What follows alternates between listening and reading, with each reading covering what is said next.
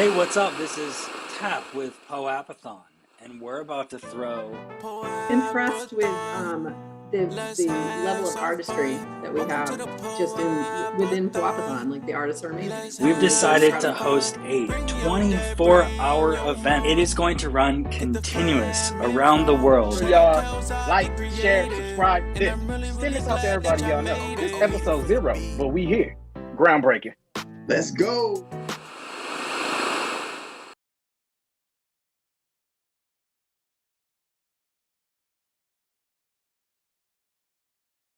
Yes, We are live. POAPathon Oh my goodness. live.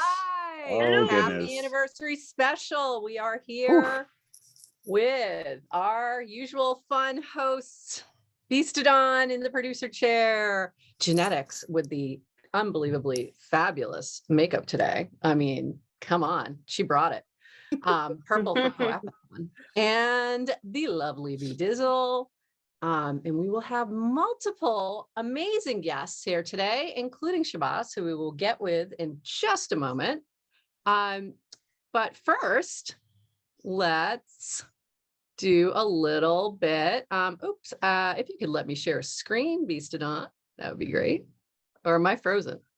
Am I frozen? Are we good? Nope, we You can see going? you. Everything good? Okay. Genetics was frozen for me, so I wasn't sure if it was her or me. So, all right. Just want to make sure. I wasn't sure what was happening. All right. So we are so excited to be with you here today. Sorry, just getting my things are not opening the way I had them. Sorry. Really excited. We are celebrating 1 year of POAPathon live. Well, POAPathon. A little less for live, but we are excited that you all are here with us today to celebrate all the fun, and including our sponsor, Balancer DAO. We are always so excited to have them as part of our family, really. So thank you so much, Balancer DAO. You were our first official sponsor, and we still love you. And I believe Crypto Comical is going to pop in at some point from Balancer, and we look forward to chatting with him. Yeah, he's time zones, man, time zones. So I know he's on like the other side of the world. So it's about 3 a.m. there now. Of course, yeah. And if you are interested in sponsoring POAPathon for our, what are we calling it? Season 2, something like that. Season 2, which will we're going to release with kind of the version 2 of the website, and just kind of a refresh of everything. Amazing. Later this year. Yep. So get in there before season 2 and email us at poapathon@gmail.com, and we will get back to you soon, sometime after we recover from this.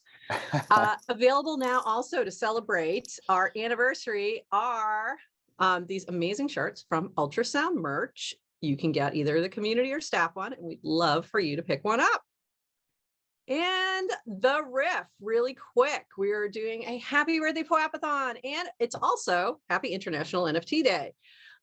Very exciting. And I'm going to give a shout out to Timepieces on their birthday. That is, I believe, on the 23rd, so Thursday, but they are celebrating today as well. So happy birthday to all the things. Great. And quickly, I wanted to share this with everybody because I am obsessed with Tyler Hobbs. Tyler Hobbs of Fidenza fame released QQL yesterday, and you can create, using his algorithm, your own amazing generative art. So it's pretty incredible. You can create an account and you can favorite your favorite pieces, and someone else could actually mint it later on with a mint pass, and you may even get a creator credit. So it's really kind of fun and different and really interesting, and I'd highly recommend everyone go take a look at qql.art, but not right now, because you will get obsessed, and then you will spend the next 3 hours creating these things, and then you will miss our show. So do that later instead of us. Yes. But it's really fun, and I just wanted to make sure everyone knew about it. And it's happy news. That was happy news, Genetics, right? Happy news. We like happy news. Yes. And I'm kind of loving that one I just created, that green one. It's kind of neat. This is your creation? That's one I created. Yeah. Actually, let me do this. Let me see if I can actually show it to you really quick because it's super fun. It's really fun to do and it's super easy to do. While you're So doing let me that, just share while my you're screen real doing quick. that, Yeah. let me switch us to gallery view. Okay. No, That would but be great. while you're doing So, that, yeah, did this? let me just show you Did really they quick. All you make do a is you, tool set from the what they have for their NFTs? Like, am I understanding that? Like they made so like yeah, so what's going to happen is there's UI? going to release on the 28th 999 mint passes. So those are the folks who will actually mint, and they can either mint one they created or mint one that someone else created. So cool. either or. Oh, what happened? I just lost my computer. Oh no. Oh no. That happened to me earlier too. Oh, here we go. Yeah, it just happened to her too. so Yeah, that was weird. really weird. It just went black. It was very strange. Okay, so you just pick like your color palette that you like, whichever one. Like there's a Fidenza color palette. And then you select, make all your little selections. I have like, you know, which kind of structure, all these different things. And then you click generate art. It will do 1, or you can do 10 or 100. And then you can look through them and favorite them all. So it's really fun, and you can play around with all the different settings. And it just generates, and it'll generate, like I said, it'll start rendering. And it's really fun. It's fun to look through them and see what it does, because it just creates all kinds of really cool patterns. And you can pick and choose what you like. So it's a lot of fun. It will become a time suck. I'm just warning you now. But it's really fun. Nice. And it was it's so interesting. It's such a different approach to generative art, and it was a collaboration between Tyler Hobbs and one of his collectors, who also helped with the algorithm behind the scenes and some of the tech aspects of it, and played a role in it. And I thought that was really interesting way to approach this type of a project.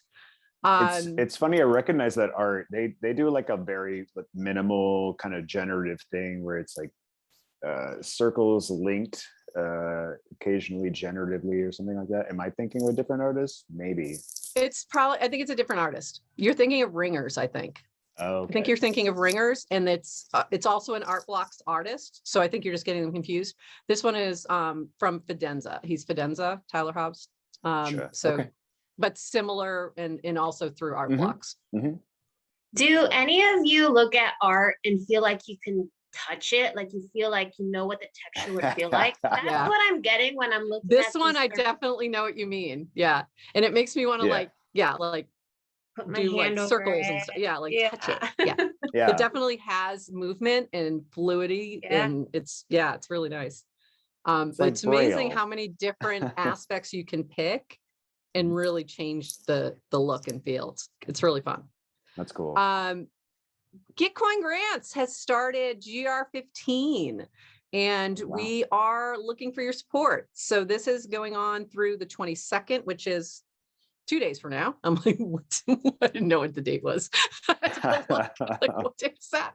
So you got 2 days to get your, let me talk to myself for a second. You got 2 days to get your donations. Right. I haven't done mine yet. So I just needed this little reminder for myself. So we'd love your support, and we'll talk more about that later on. Again, we are celebrating POAPathon's birthday, and I wanted to, one of the things we wanted to talk about a little bit was our favorite memories of the past year. And International Women's Day was my favorite memory, especially the first hour with all the Timepieces crew and Genetics and Red Crystal Dragon. And what a huge show. It was a lot of fun. It was a lot of fun. And I was just looking back at the clips of this, and it was so fun. So I'm going to share this on my Twitter later on today, and take a look back if you'd like. And it was a great show. We covered so many artists. We had musical guests. It was phenomenal. I don't expect you to watch all 7 hours, but I will pick a couple clips for you. And Shabbos, how are you? And I'm going to turn this over to V-Dizzle. I think V-Dizzle's doing interviews today. No? Yes, maybe. GM. I can do this one. Sure. Okay. So, Shabas, welcome. How are you? Good. How you guys doing? Congrats. Thanks. Cheers, Yeah, man. Thank doing you. well. It's a big day. So, it's good to have you back. I wish we had a little clip here of like when you were last on our show, but I do remember these cute little NFTs, the kind souls, right? So the last Yeah. time we had you on, has there been any new development since then? Like, what have you been up to? Tell us what's going on. Yeah, it's been a little crazy. So like we've definitely changed a lot since last time. I think we were actually on Solana like the last time I was on here. So we actually migrated everybody over to Ethereum, which has like been, very good just for like the project. And I just think it's like a better choice moving forward, especially with like the merge and everything. I'm just like super excited about that. And we have kind of implemented with Manifold like a better tool for like our own, smart contracts. So like we just have a lot more that we can do in terms of like kind of benefiting the holders and everything. And it's just been really cool. It's been a lot of work like getting there. But definitely like seeing like volume and everything pick up and definitely like prices increase and stuff too. But for the most part, like we're just like there's a lot more people that are coming in. So we're like building, just a very good community now of artists, and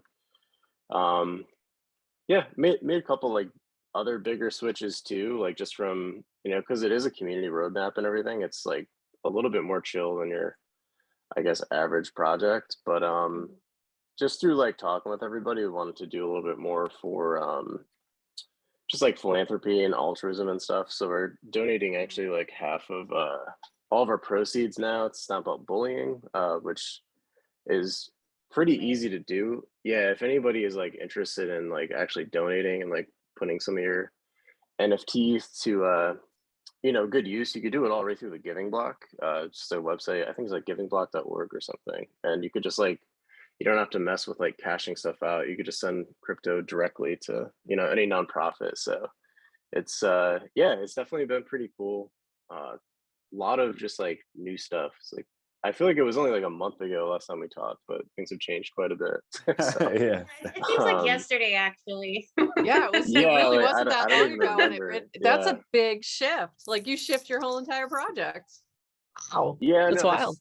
it's like good doing something, and it's like, maybe we can inspire some other creators to do some good with their ETH as well. But So yeah, I actually have a question because I've heard some artists before, just some artists talk about how like, oh, I'm moving my project onto this blockchain or this platform. Can you go into a little bit for those who might be curious, maybe who are watching, what does that mean and what does that look like? Is it like you're literally duplicating your project onto a different blockchain, or is there something where there's yeah. something behind the scenes where you're migrating? Like, what does that process look like? So it was a lot of work and we didn't want to duplicate it because that just like oversaturates things and devalues things. And right now like we still don't have like a ton of like volume, like a normal like 10,000 PFP project or something like that. But we didn't want to like dilute things. So it took a lot of like thinking and like figuring out how to do it. But it went pretty smoothly. I think if you have a lot of pieces, it's a lot harder. But what I did is I just like in my Discord, I implemented a ticket spot, and then I had people open up tickets with a link to their actual pieces that were all token gated, and I had them send it to my wallet, and then I burned everything. And then once it was verified that it was burned, I just dropped them the new NFTs, And Oh, luckily wow. ETH is in like a better standpoint, which is why like originally I didn't want to deploy on Ethereum because it was still kind of expensive, but now it's like I can mint something for like 50 cents now, So it made Yeah. sense. I think just like future proofing and also like just using Manifold as a tool, there's just like so much more stuff we can do. Like I don't want to share too much about what we're doing, but like just being able to see kind of like who your collectors are and like finding just unique ways to reward them. But definitely if you do it wrong, like I've seen projects like try to just duplicate it on, another chain, and then they don't burn everything, and then people are like still selling the old ones. It's just kind of a mess. So Mm. But I think we did it in like a pretty good way. Overall, like it was pretty much like I just asked the community, like everything we do, we vote on. So it's like I am just like a one-of-one artist. Like I can't handle just building a metaverse and all this like crazy stuff for people, but like we can do like little things to kind of add value and make something good in the world. So, but yeah, Yeah, I'm I excited think for my there's a future lot too. of sorry, I just think there's like a lot of artists that like think that coming into this space, like, oh gosh, if I have to do like a project, then that means I gotta have a metaverse, and I gotta do like all these big things, right? And it can seem overwhelming, but I love that you're just Yeah. showing like, no, you don't have to. Like, listen, like even if that's not your forte, right? It's just like if you're just into the art Yeah. and you'll love connecting with the community like one-on-one like that, then that's what you can handle, that's what you do, right? Yeah, and I kind of like came from a collecting background, I've been in the space since like early 2021. I didn't even admit anything until like earlier this year, so I didn't feel like I was ready. But like whenever I found I would collect some project with like all this like crazy utility that they're promising, like 90% of the time they wouldn't deliver on any of it. So it's like now kind of just I collect things I like, and it's based on Yeah. just, do I like the artist? Do I like kind of what they're trying to do? And is it obtainable what they are trying to do? Mm-hmm. So like for Sure. us, it's like pretty simple. We're just trying to donate some money, and then I use the rest. Like we've collected, I think like 20 plus pieces from our community already. So like we're just trying to like grow a community of good artists and like trying to help people get into it, because it is like super confusing at first. And Yeah. you go to OpenSea and you're like, let me use the shared contract, and you're like, no, don't do that, come on. Mm-hmm. So Yeah. it's just So yeah. I want to hear a little bit more about the charity you're donating to. If you can go into more like why that charity, is there a story behind why you chose that Yeah, I mean, probably like many of us that have kind of gotten into crypto probably weren't. Maybe some of us were. Probably most of us were not the most popular people in school though. But like growing up, just like bullying was kind of ruthless. um, Beast but it down, really. jokes on I them was now. in between. I was an in-betweener. Yeah, yeah. I briefly was in betweener, and then I like was like kind of sticking up for people that were being bullied, and I was like, yeah, you suck again. I was So bullied. I was bullied when I was in yeah. elementary school. Remember those times? Not fun. Yeah, but like I have two kids now, and Definitely it's not. like today it's just weird. Like it's so much worse because it never stops. Usually it's just like at school, and like eventually you stick up for yourself, and it's that's it. But like kids now, like just like some of my cousins are 9 or 10, and they're going to school, they have smartphones, the kids are like texting them at home and Yeah. stuff. So, but like I Yeah. like what they're doing just because it not only just like kind of helps give you resources, because like mental health like in this country is kind of a mess. Like there's not really good resources. It's really just like, are you rich enough? Do you have good enough insurance? And like, maybe you could afford somebody to talk to. But a lot of kids are like not going to do that. So I like what they're doing. Like they're kind of implementing a lot of tools that allow you know kids to like get help like when they need it, like via not so much like talking to a therapist per se, but like being able to kind of like call a hotline or something. And but yeah, Not no, going I not like what going they too stand far for. into the Yeah. into that. There's also a shortage of professionals to help these folks as well, which is unfortunate. Something we probably need to work on in the future. Yeah, and I believe like I haven't used it because like I'm an adult, like I have a real therapist, a big boy therapist. But like I like what they're doing. Like they're actually making like their own resources and like kind of like their own team. So like definitely like the money going there is like going to good uses. And a lot of it was just like looking around the giving block at first to find something I kind of aligned with, and like something that kind of like stood with kind of like our mantra and like the lore and stuff that we're developing, which it's mostly like be kind, like try to be chill, and like try to be yourself. So it's like trying to find something that helps outline those kind of like key beliefs. I think I just vibed with them in a way. So That's cool. So I haven't been on the giving block then. So for people who are also curious then, so is it just the platform you can scroll through and they have different charities linked that actually accept crypto payments for donations? Yeah, so like I think what they do is they actually work with companies that, want to be listed. And I believe they're all nonprofits that are on there, and they help them because it's a mess like setting all that stuff up just from like Yeah. an accounting perspective. And it's like, obviously having cash is a lot easier, but they kind of work to onboard just companies into their system. Again, I'm not sure like what their structures are or like how they survive like monetarily or whatever, but they just make it easy for one reason or another, like do want to try to like do something charitable with it. So but yeah, I would encourage everybody to check it out. And you can kind of filter it by like what you're trying to do. So you could filter it by like children's, like healthcare, mental health, stuff like Wow. that. And it'll give you like some results too. So That's cool. That's a lot of really good information, I think, for any artist that wants to get into the philanthropy side of it. And, I know that's, a utility. That's definitely part, you can have a social impact for sure with your art. yeah. And so that's awesome. Are you in the works of planning any IRL events, or are you creating any new art? Like, what are you doing right now?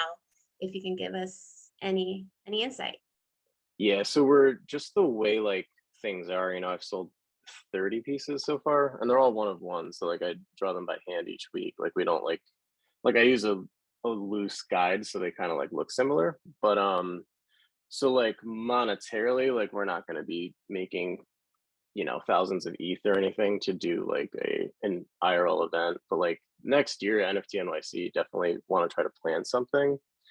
But right now we're kind of just focused on trying to build stuff out and like help artists in our community, Hmm. So we have the one of ones that I just draw and mint, which are, a little bit cheaper to kind of get into. They're like 0.05, it's not too bad. And then we did release cut. I keep saying we, but it's like we did do we have custom ones now too. So you could actually there's two collections if you go on the site. If you do If you have a community, then you're a we. It's on. yeah, yeah, You're a right. we. You're a Yeah, we. And the and when you people, do yeah, multiple things, you're the we as yeah. well. It's always weird. You're like, I don't know what to say. But yeah, we have custom ones too, which genetics and a couple of the other Nifty Castle homies picked up some where basically you collect one of those, they're 0.1, but you can go in the Discord and it unlocks a channel and there's like a whole forum, and I just work with you to create your own, and then we just mint it to the original collection. So those have been wild, and like the things that people come up with sometimes are pretty crazy. But I'm just having fun with it. It's a lot of fun, and just trying to do a little good. Yeah. Actually, so I know you said you're planning maybe something for NFT NYC next year, but have you actually met any of your collectors in IRL yet? Well, I met genetics. We kind of bonded at NFT NYC, just at the Web3 lounge. Doing a lot of work there. As far as other ones, like a lot of them because I'm pretty involved with Nifty Castle and like Web3, like that brand. So a lot of them I talk to all the time, but most of them I haven't really met. So but it's interesting, definitely like creating these friendships like you would just probably never have normally, and like you end Right. up like, your best friends are like these people, and you're like, oh yeah, my friend Blowboy, and they're like, what kind of name is that? It's like, it's like Your Yeah. screen names. yeah, Taking the conversation offline is hard. Yeah. yeah, you're just like, what do we want to call each other here? Right. But no, it was a blast, like going to NFT NYC last I don't even know what was it, June, I guess. Like it just was crazy. But I want to try to do Oh, some. look, genetics is showing you a Oh, picture. nice. Aw, I love that. I don't even see it. I think I'm on the Oh, wrong mode or something. I'm there, on my she's showing it phone again. too, so Do you see it? No, no, I don't. When you're I'm on sure your everyone phone, else you can, can't see though. the gallery. It's hard to see the gallery. Oh, So Oh yeah, yeah, that's you'll true. see it. That's You'll true. see it on the replay. She Womp held up a womp. picture of you guys. We'll share it with you later. So I think we just have a few more minutes. So I guess like to wrap it up, We do have a POAP. we do have a poll. Before we get to the Or poll, just Shabbos. one more question. One more question. So you know, obviously we're here celebrating our 1 year anniversary with POAPathon, POAP, and you know, obviously we're looking to, you know, grow our community, and we're looking to bigger and greater things in the coming year. So with you, you know, being on our guest, we'd love to have you again, you know, in the following year and see where you're at. But, you know, if you could look ahead into the next year, what do you envision for yourself as an artist and for your community? Yeah, so I'm gonna try to kind of continue kind of slow and steady at the pace we are right now. Like our goal is to kind of get to 100, just one of one, pieces. And then once we get there, we have some things we're working on. So each one I draw, I do like save some of the traits from it. And we're looking at possibly doing a kind of a more like full-fledged project so we can kind of do, even more good with it. And have it be, not just 100 pieces, but maybe a couple thousand. So like that's probably like one of the things we're looking at within like the next year or so, and like getting like a full team and everything. I have a lot of things in the works on the back burner that I can't really like, I don't want to like fully talk about or jinx right now, but Mhm. we're just having fun. Like we're just kind of moving ahead, just creating friendships in there, and trying to help people kind of take control of like their the things that they love, and monetize them and like share art with the world. So like we're focused on trying to help people in our Discord and just like doing a little bit of good and hopefully encouraging others. But like that's probably one of the next biggest things. We are working, we do have an on-cyber gallery which we're launching. We're trying to like, we're going to do a lot more content on our website. It's more like news and things like that, specific to hopefully drive some traffic there to get exposure to just like all of like the crazy holders that we have. It's like intimidating sometimes when I see people share their art. 'Cause I'm like, yeah, it's like so much better than anything, I could do. So, but Well, yeah, hey, I mean, I love where you're going with that. Seems like you're putting no pressure on yourself or the community. And it seems like the community that you have is not putting pressure on you anyways. They're just enjoying the ride along with you. So I think that's the best and the most organic thing you can do.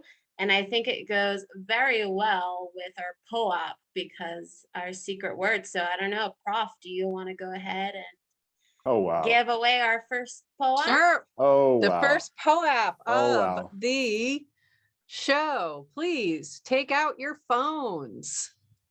Get your phones ready. Open up that POAP app and then click on the little plus sign next to where it says Mint. Click on secret word. And your secret word is be chill, all caps. Be chill, all caps. So B No E space. space. No, there is a space. Oh. CHILL, all caps.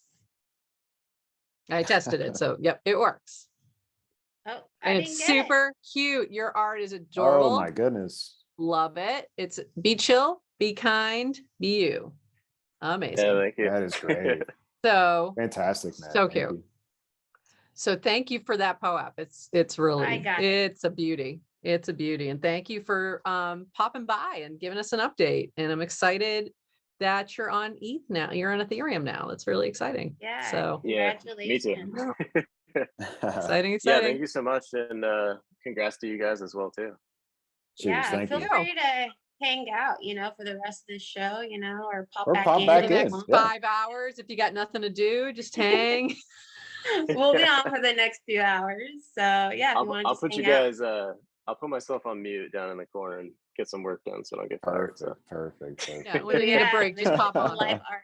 Pop on, say hi. If you've got a hot take, let's hear it. All right. Hey, yeah, if you're doing any art, feel free to stream while we're chatting.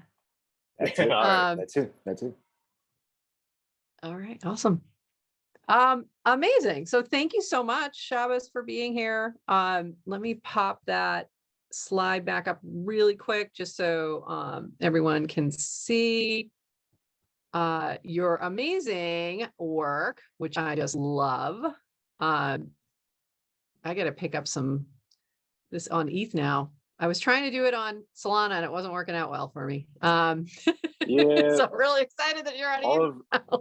All of my friends are on ETH, so they're like, just move it. Like, I don't want to figure this out. Like, can you just move it, please? We don't want to deal with Solana. So thank you. We appreciate that. So here's where you can find Shabbos. So make sure you follow him on Twitter and check out @KindSoulCommune. Amazing. And thanks again for being here. Who do we have next, Beastadon? That's a good question. I thought we were supposed to have Yolantis, but I think we were supposed to have Yolantis. And I want to say hello to Jessica. yes, hi Jessica. Yes, I just wasn't sure if that was who was next or I don't know how to change my name on the chip in Zoom. you are Yolantis. I am Yolanta. Wait, hold on. Did you change your hair color? I don't know. I don't know. I am Yolantis. Don't you remember me? Yes, That's what I was wondering. I'm looking at Jessica Sams going, I don't know who that is, and there's nobody by that name on our schedule. No. I'm So like, I'm gonna have to somebody change know my it's name. Yolantis. So welcome, Yolantis.eth. Freshly doxxed. How does it I think feel? I can actually I can change your name. Oh, thank I you. can rename you. I'm renaming you right now. Yeah. So because it's gonna mess me up if I don't. Amazing. So we're gonna rename you right now, and you guys might even see me do this, but Thanks for making this cool right. slide, Crypto Mom. I know she made this. I was talking to her yesterday. She is a Crypto power Mom. member. She is like, thank you. Shout out. Yeah. Major shout out, Crypto Mom. We appreciate you so much. And hop up if you're around. Yeah. Come on. Yeah. Show us Love to those see ya. muscles. So this is amazing. Look at this. This artwork is incredible. Wow. Tell us about what you've been working on and tell us a little bit about you. Super cool. Hi, everyone. So nice to see you. Thank you. Hello. Again. Thank you. Well, I like to be about EDIA, and I am a middle-aged white female, and I am here to show off visually some of the NFTs that I've been creating over the last couple of months. So I will have a screen share if we can get that arranged. And 1 second. maybe not this second. I just need to make sure you can have, oh, here we go. I'm Last giving you time I was on access your right now. Okay. Nice to see everybody again. Last time I was on your show, it was the Women's Day event. And I had been showing some of the NFTs that I made for the ETH Denver in February. And those were done in 3D. And I've become enamored of the release of GANs because I went to a festival in June and I learned about AI text to image prompting there. And I started playing with my first bot called Abraham because I was at the IO Festival, which is about data visualization and all things art and tech and business. So that was my first experience. And after that, I was able to jump into Midjourney, which is a cloud-based text to image generating GAN. And after that, I used up all my credits for the month. I was like, I paid for the lowest tier and I didn't want to step it up. So then I got the free one, which is called Stable Diffusion, open source, runs from your desktop if you have an NVIDIA card.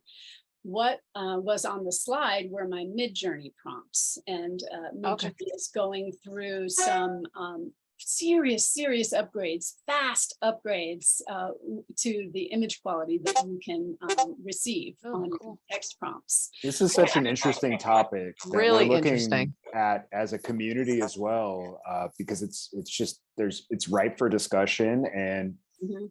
as an artist community, I think a lot of communities are talking about this. Everybody's talking about it since that Yeah. person in Colorado won the art competition. He entered in a digital art slot of an art competition at a state fair, and won. But it caused so much controversy because people were finding out later that it was one of his Midjourney prompts, or I think it was Midjourney. So he spent hours and hours and hours refining and iterating his image. And that's what I've done. The images that you see in my collection are not like just straight out of Midjourney, although it's getting so good that I'm very tempted. And in fact, I might start having two galleries in tandem. Like I put one on foundation for the one that I do a lot of overpainting on to make it like the work of art that I imagine that it could be.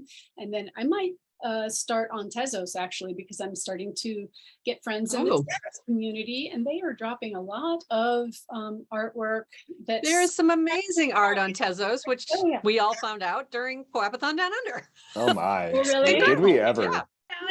This weekend was the first time I jumped on Tezos, and I bought like, I think 10 different things. Almost like, every it's single amazing. one. Incredible art. So yeah, that's a great plan. I like that. There's some like that people idea. who started their journey in Tezos and then don't know much about ETH. And I started my journey on ETH and didn't know much about Tezos until about June. And now I have a couple of artist friends who like to put their work out for the Tez community. And it's just amazing work. But if we want to be stood on, you said we can talk, and we can talk a long time about the veracity and the valor, like the worth of a artwork generated by AI. However, I'll just show you what I've been doing. Look, Great. here's what I brought. Let's see what you've been doing. Now, so in 1990. Here we're going way back. In 1998, I learned Photoshop, and this is That is an actual picture from 1990, by the way. Oh no! That was my ancestors. My father. That's what it looked like in the 90s. We only have black and white photos. Right. That's Yes. right.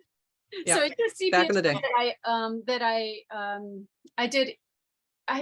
There's a technical name for it, but it was a scan of a photo from the 1800s, which had cracks and a lot of speckles and dots, a lot of damage on the original photo.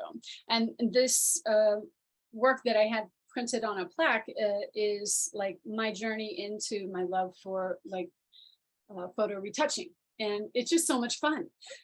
So that is why Midjourney was the it was just the thing that caught me. It's just like the perfect storm for me. I love photo re-editing when there's something to start with, and I get intimidated by the blank screen and trying to create something from scratch.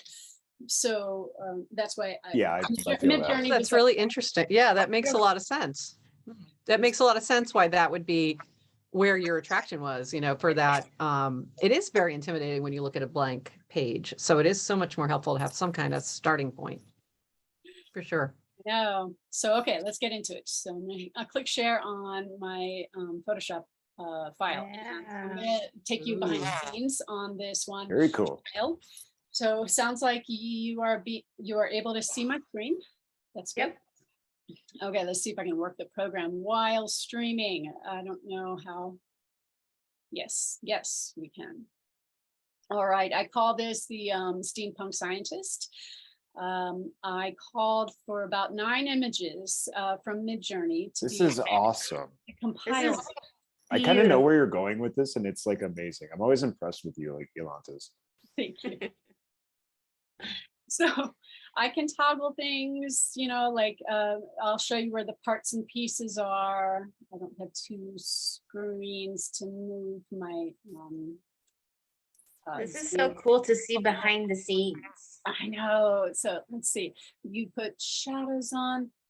Okay, I think I'm going to start with showing you a couple results out of Midjourney. Oh man. Here, straight out of Midjourney, I asked for the steampunk style goggles, and I had a lot to choose from. And here's one I happened to download to my desktop because I wanted these goggles, this exact pair of goggles. It has a strange tilt to it, and you can see it's a bright copper color. I ended up changing the color tone and transforming it so that it's more straight on. Let's see about this one. Here's the hat that started it all. So steampunk happened to be a word of the day. I mean, I think Midjourney steampunk is like the way to go. I see steampunk as a keyword all over the place. Jen's ears are lighting up. She's like, yeah, there we go. There we go. I can't see it right now. If you see in the gallery view, yeah. So I fell in love with this hat and the way it covers his eyes. And I started making a story about this character that came straight out of Midjourney. And I said, too bad he's got some burns on his cheeks. So I started asking for more images, and the more images I asked for, the more I was able to compile a story and make a character.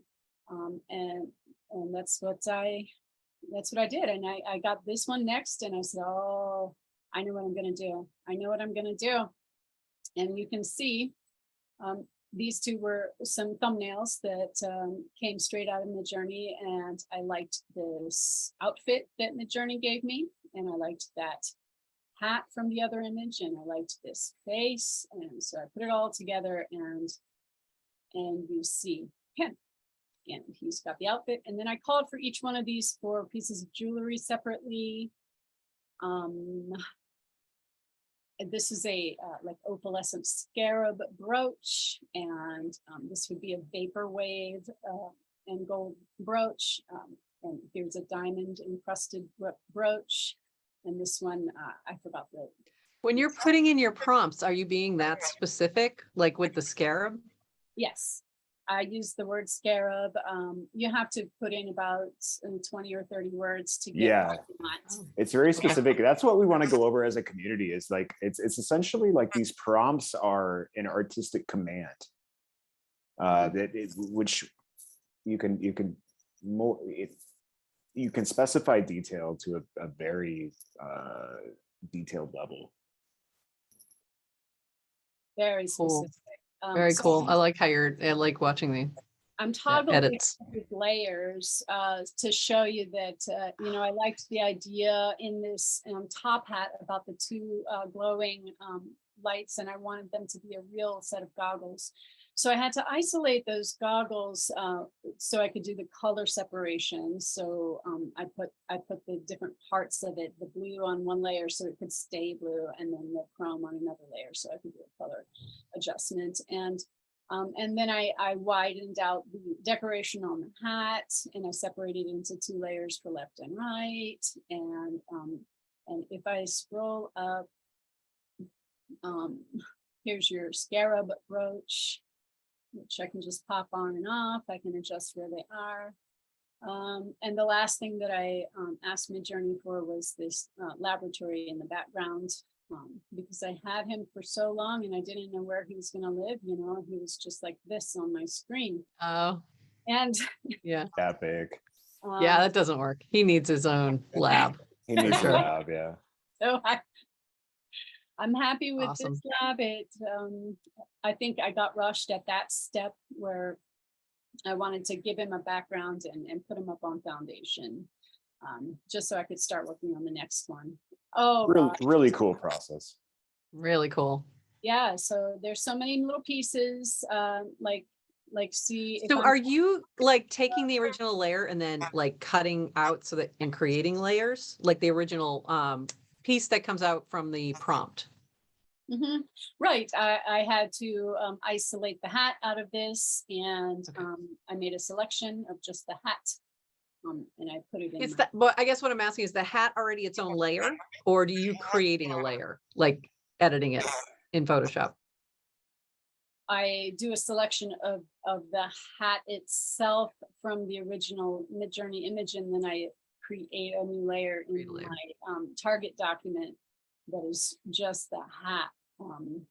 Wait, I'm getting you the, just that is the layer. Got it. Awesome. And then, yeah, so since the I just wanted to, I think what I wanted to do was highlight how much effort you're putting in it's after hours the and fact. hours. I guess that's why Hours. I was asking that question, because I Right. was assuming that, you know, it didn't just pop out layers. So I knew that had to be manual. So I just wanted to make Each sure one- everyone else knew that, because that's a lot of work. Mhm. Because I like to do photo composites, and I like to do photo retouching, and it's just so much fun to create a character and to give him a scene and to make a mood. That's what I was going for with the foundation. Let's see if I can't show you. There it is, the homepage. This one is safe for work. I'm just going to keep you on the homepage. This Angel of Twilight has a story because I minted my meta I angel. don't think we're seeing it. So you might have to stop share and then reshare. We're still seeing your Photoshop, just to make sure we're seeing the right thing. Thanks. No problem. Sometimes that does that. It doesn't necessarily flip the window. Looks There like you I'm in the tab. Yep. So Angel of Twilight is part of the prompt because the angel that I minted in, it was the middle of the ETH Denver when the mint reveal happened, and I received the Angel of Twilight. That was part of my metadata and description. And if you're not familiar with the meta angels, they are watercolors of angels, and the founders were able to create a process where they got the story that came with the angel iteratively, like generatively, the same way the whole NFT was generated. The story, the metadata description was generated as well. So I wanted to know what Midjourney would think about a Angel of Twilight, and I got several results, and this one was my favorite. And I up painted her to look the certain way, in the same way I showed you. This one, I saw that Meta Angels did have an Angel of Galaxies, and I thought that was a really cool idea. And I was stunned and floored by the image that Midjourney gave me, and I did so much work on him manually. I made his wings a different color. Midjourney put those wings in that position. Some people are like put off by that, but it's just where the wings came. Midjourney does have a problem with wing placement. It will put them in your ears, or it will put them on your lower back, and it's just funny to work with the GAN. And Kind of that's cool. I like it. all I have for today. I have another one in the works, which unfortunately the screen cap that I took is on another computer. I don't have it with me, but there's another one coming. Amazing. It's so Beautiful cool. pieces. This steampunk scientist is fabulous. Thank you. I believe the genetics agrees. Oh, look at your steampunk hat. Now I can see you because I stopped sharing. Beautiful. She's a fan. You're on She's mute. a bit of a You're fan. on mute. She's a bit of a fan of that steampunk thing. Yes, I have many steampunk hats. I did steampunk cosplay for years, so I'm very excited. Yes, very excited.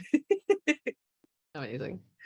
You know, some of the stuff you do with like the layering and stuff reminds me of when I was a kid, and I used to take like magazines and take little pieces from images and then like make a character out of them. So it's kind of cool. It's kind of like the paper doll, right? Yeah. I love looking at the shadows that you were doing too. Like when you were taking the hat off and on, and I can see the shadow that was right beneath it. And I mean, you can see that there's for anyone who's saying that, something like Midjourney or other AI isn't art. I mean, I think that shows you right there. Because if you're just popping out what it pops out without too much effort, then maybe not. But if you're putting the effort in and then doing this kind of level of editing and detail and just taking it, completely to a new place, it's amazing, really amazing. Somebody And bought it. especially pulling Somebody bought it different right pieces now. together. Who bought it? Say again. What? Somebody Somebody bought bought it. I got an alert on my computer that says it's sold. So thank you. Yay! I don't know who that was. It could not have been one of Somebody the wearing a hosts. hat. Yes. Thank you so much, Jen. That's amazing. I was Well, like, that was exciting. Must You get know, I before gotta tell someone you, else. let me just tell you, artists, you may not realize this, but it tends to be the case that we tend to buy the stuff you guys come and tell us about. Yep. We don't really share that often, but it happens every single time. Like, I mean, we just told you, like last weekend, I think we all buy like 10 different things, at least Fine. minimum. It's a minimum. double-edged sword. It's crazy. It is. Yeah, we basically just take anything we earn and just throw it back at you. So it's a Anything good deal. weird. Yeah, it's I definitely love a good that. deal. So a good way to go. I'm the same way. I shout out to Stoics. I just participated in the Stoics reveal this morning. I was Me too. so excited to see what I got. I got a 1-1. Nice. I got the 1-1 with Dr. Leo Proctor, the astronaut, created Wow. a collab. It was a collab one. And it's amazing. So I'm super excited about that.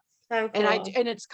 I could tell even before I went and finally I forgot about it. And all of a sudden I'm getting offers and they're really crazy. Like they're actually, kind of higher than, double the floor. And I'm like, what is going on? And I look and I'm like, Yes. oh, that's what's going on.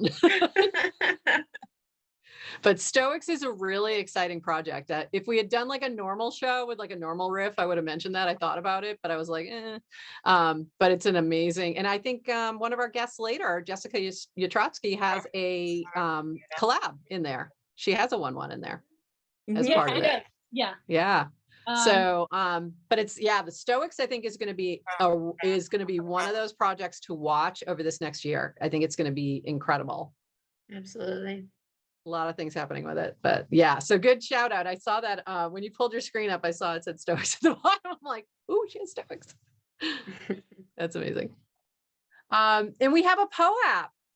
Oh, that's right. I made you a POAP last night. You made Not us a another POAP. one already. Already. We have these Come times, so we do kind of have to make sure we're hitting windows. Okay. So we are ready. Get out your phones. Open up those POAP apps. Click on that little plus sign next to where it says Mint. Click on secret word. And there's going to be capitals at the beginning of each word. There's going to be a space in between them. And the secret word is steampunk scientist. So that is capital STEAM as in Mary, PUN as in Nancy, K, a space, scientist, SCIENTIST. Steampunk scientist. And Thank I'm not you, sure if we have Yolantis. any of the previous one left, but can you repeat the POAP for the previous guest? Be chill. Be Capital chill. all caps. Be chill, all caps. Okay. Just be chill. But that time frame has already closed, so I don't think okay. it's not available anymore. Yeah. It's already closed. So And what else do we want to look for from you, Yolantis? And where do we find you? Wow. you can easily find her at a digital parking No, you can't. I don't want very much. I just ATM go or out whatever. here for the Denver. That's not where a I Beat found Denver her. joke. That's where I first found That was a Beat Yolantis. Denver joke. We have met. Beastodon met me during that event, and that was fun times. My Twitter is Yolantis ETH. And then I have a foundation collection called Imagine Yolantis, because Imagine is the prompt that you use when you start a mid-journey prompt. So Imagine Nice. Yolantis. And I one of the love that. things I will put up the city Yolantis I'm waiting till I get the perfect city. Yolantis is inspired by a city of the future where people ride hoverboards and interact with holograms, and I like it. entertainment is all exciting and digital. So this is a name. It's a very personal name to me. That's why I chose it. My son named this years and years ago in a junior high school essay. He came up with a name for a future. Oh, wow, I love it. Absolutely love it. Yeah. So, and where do you have some other new pieces that might be dropping soon? Up until 11 o'clock last night, I was painting for one that I thought I could get up today, but you can't rush art, so I wasn't satisfied with it, and I will be finishing that up. And so, should we just look at a foundation for what's new when you drop something new? Is that normally where you drop it? Yes, for now. I haven't set up Awesome. as this thing. Somebody can certainly help me out with that DID on Tezos, because it's a little confusing for me to try to get my profile picture to show up rather than a little kitten. Yeah, I have to figure that out either. That's right. I'm still working on that too. But I'm not an artist on there, so it doesn't really matter that much. But for you, I can understand. So let us know when you launch on Tezos so we can shout that out as well. So we'd love to. We'd love to make sure we're supporting you for sure. Thank you. Awesome. Anything else that we didn't cover or chat about that you wanted to talk about? Quick show and tell. That's it. So thanks. I loved that. That was so fun. It's so fun to see how you create. And I love seeing that sort of behind the scenes kind of thing. That's always super fun for me. Thanks. I think it's great too for our community to hear, because we're going to be exploring that this year as a prompt and a new art form of sort. So Very cool. Awesome. Well, thank you, Yolantis, for hopping on. And if you want to stick around, please do. We'd love to have you as part of our remainder of the show and conversation. Panel. Yeah. Mm-hmm. I see. And unfortunately, I have to say goodbye. So I'm going to jump off. I'm going to try to pop on again here and there when I can. So I'm going to turn over hosting duties. But I'm really glad I got to be here for Yolantis' show and tell, because that was amazing. I have to go. Thank you so much, Yolantis. Always a pleasure to see you. I hate that when I have to adult things. It's really not fun. I know. I'm trying to figure out how to give hosting duties back. I'll figure that out in a second. So I'm not sure what we have next, but I'm turning it all over to you all, and I will be watching from the sidelines, and I'll try and pop on here and there. So I believe we have our next guest here, Miss Amanda Art. Miss Amanda. Hello, thanks for having me. Welcome. Hi, how are you? I'm good. How are you? Nice to see you. Yeah, it's good to see you. So Prof gave me hosting abilities, so I guess I am the host now. So let me see. You are our fair host. If you get frightened, hand it over to Jen. She's pretty good at the hosting stuff. Hopefully I won't get frightened. I've done this a few times now. Just a couple. Yeah, here we are with Miss Amanda. How are you? And welcome back to our show. And yeah, so it's our anniversary, and we'd love to hear any updates. What have you been up to? We're checking back in. Yeah, for sure. So I am still working on the Working Dogs NFT project. Of course, with the bear market, things have slowed down, but that is fine with me. I've been kind of focusing I've been focusing less on rushing to drop new NFTs, because I still have some that are available from previous drops. So I've just been really focusing on my drawing skills and adding in a ton of details into each piece. So one of the pieces, this probably isn't the best way to show it, but here's one of them that just has if you look at my regular collection, I don't have anything with this much detail and so much going on. Wow. And then, so I'm working right now on a series called like working dogs up past their bedtime.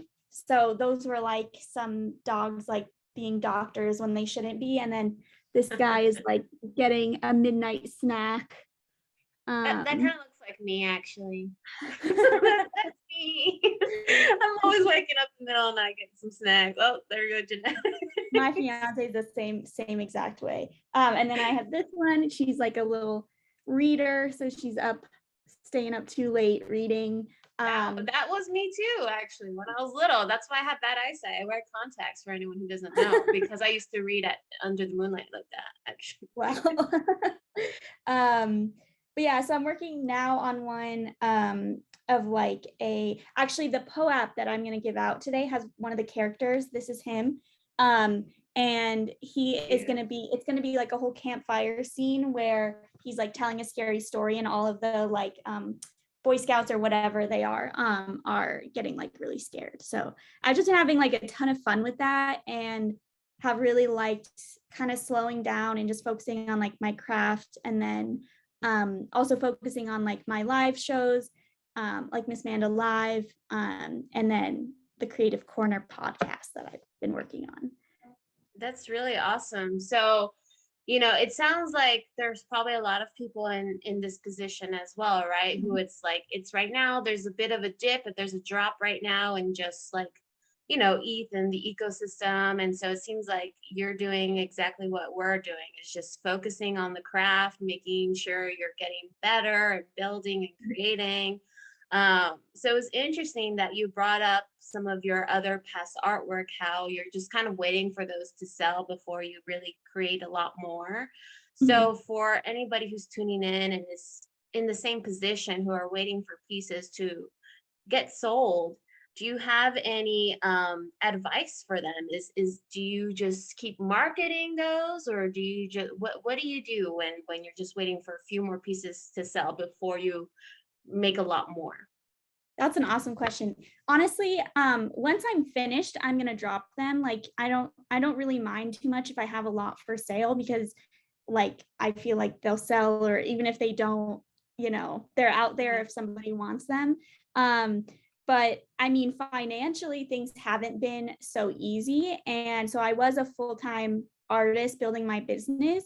And I mean, this was kind of a wake-up call, because things were going really well with the project. I was trading a lot, and I was like, okay, this is cool. Like I can last for a while.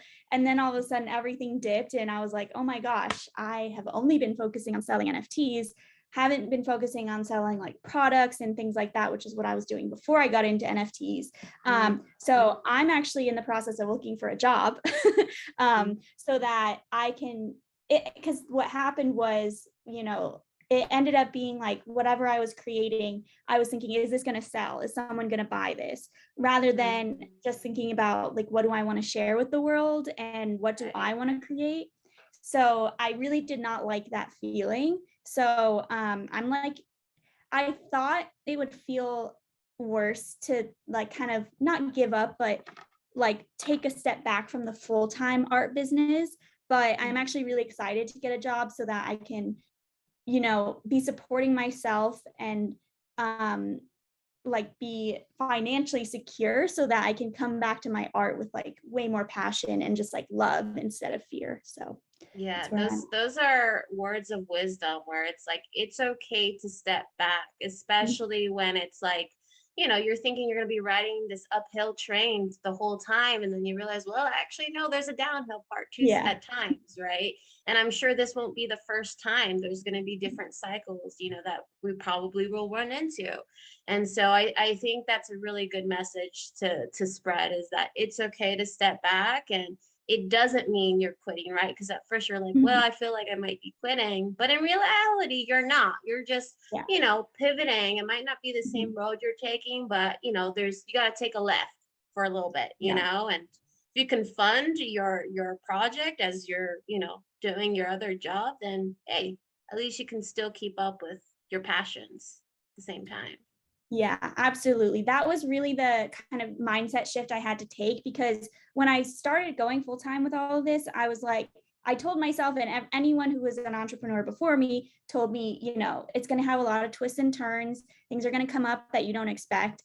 And those things were happening all along, but I, for some reason, just didn't think I wouldn't be able to keep doing it full time. But I thought that would just be like, oh, it didn't work. But I know I'll get back to it full time eventually. But for now, yeah, it's just I'm taking a step back from doing it, from that being the only thing I do, but definitely not taking a step back from actually doing it and building it and focusing on like my real purpose, which is to help people, help inspire people and grow their creativity and change their relationship with creativity. So yeah, I actually want to take a little deeper dive into that mindset shift, because I can imagine, artists, I'm not an artist myself, but I can try to put myself in those shoes and just, I feel like even street artists right before we had this digital age, it was still tough. And, there's some things that can happen when people feel like,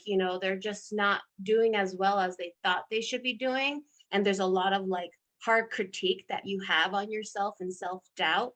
So is there a couple of things that you did or that where you finally made that mind shift that, hey, it's gonna be okay, like it's not the end all be all here? Like, were there friends you talked to? Was there like videos, that motivational videos, or was it just really the situation where you had to sit your own self down and was like, hey, we're gonna make it through? Yeah. So I guess this is going to get a little personal, but that's okay. I'm an open book. And so I recently got engaged and I live with now he's my fiance. We already lived together before that. And he has a job and all of that. And he was super supportive. Like I was still paying for my own things and all of that. But like he just was supportive of like, there might come a time where I'm going to like not be able to fund things.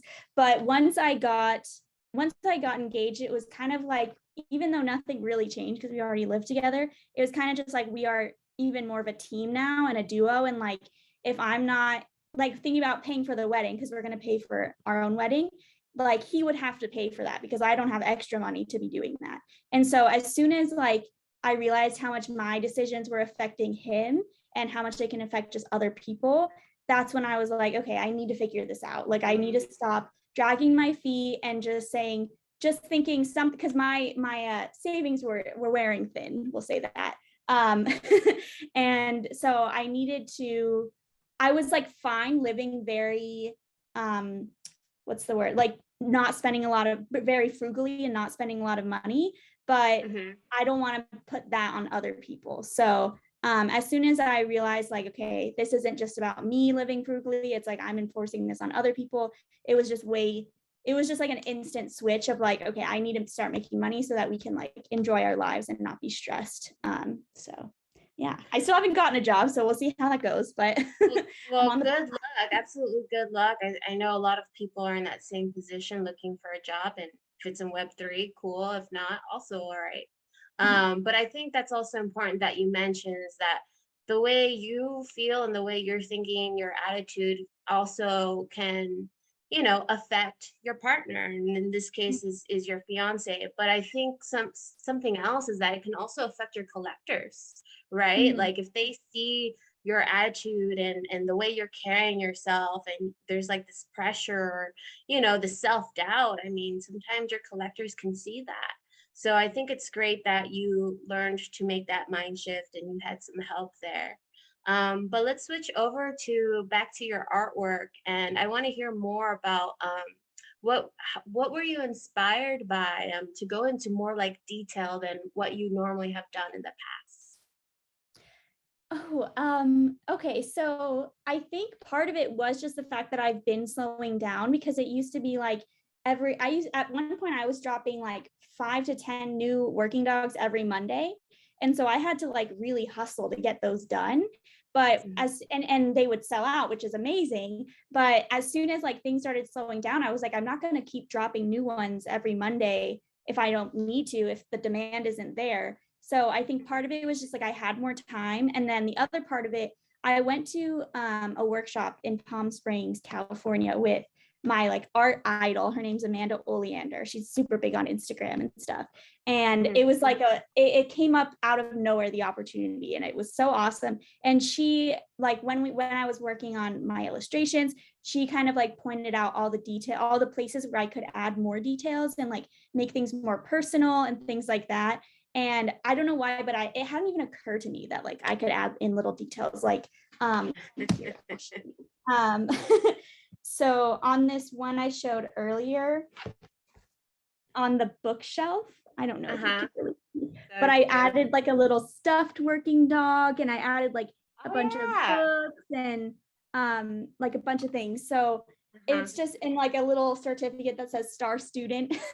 And so yeah, it's just really fun to like think of what can I add in the background for the people who are like really looking to just add to the character and just like overall, or like, this is funny, I put I'm like laughing at my own stuff, but on her computer it says, it's like the Apple thing, but it's a paw, and it says Maybelle's computer.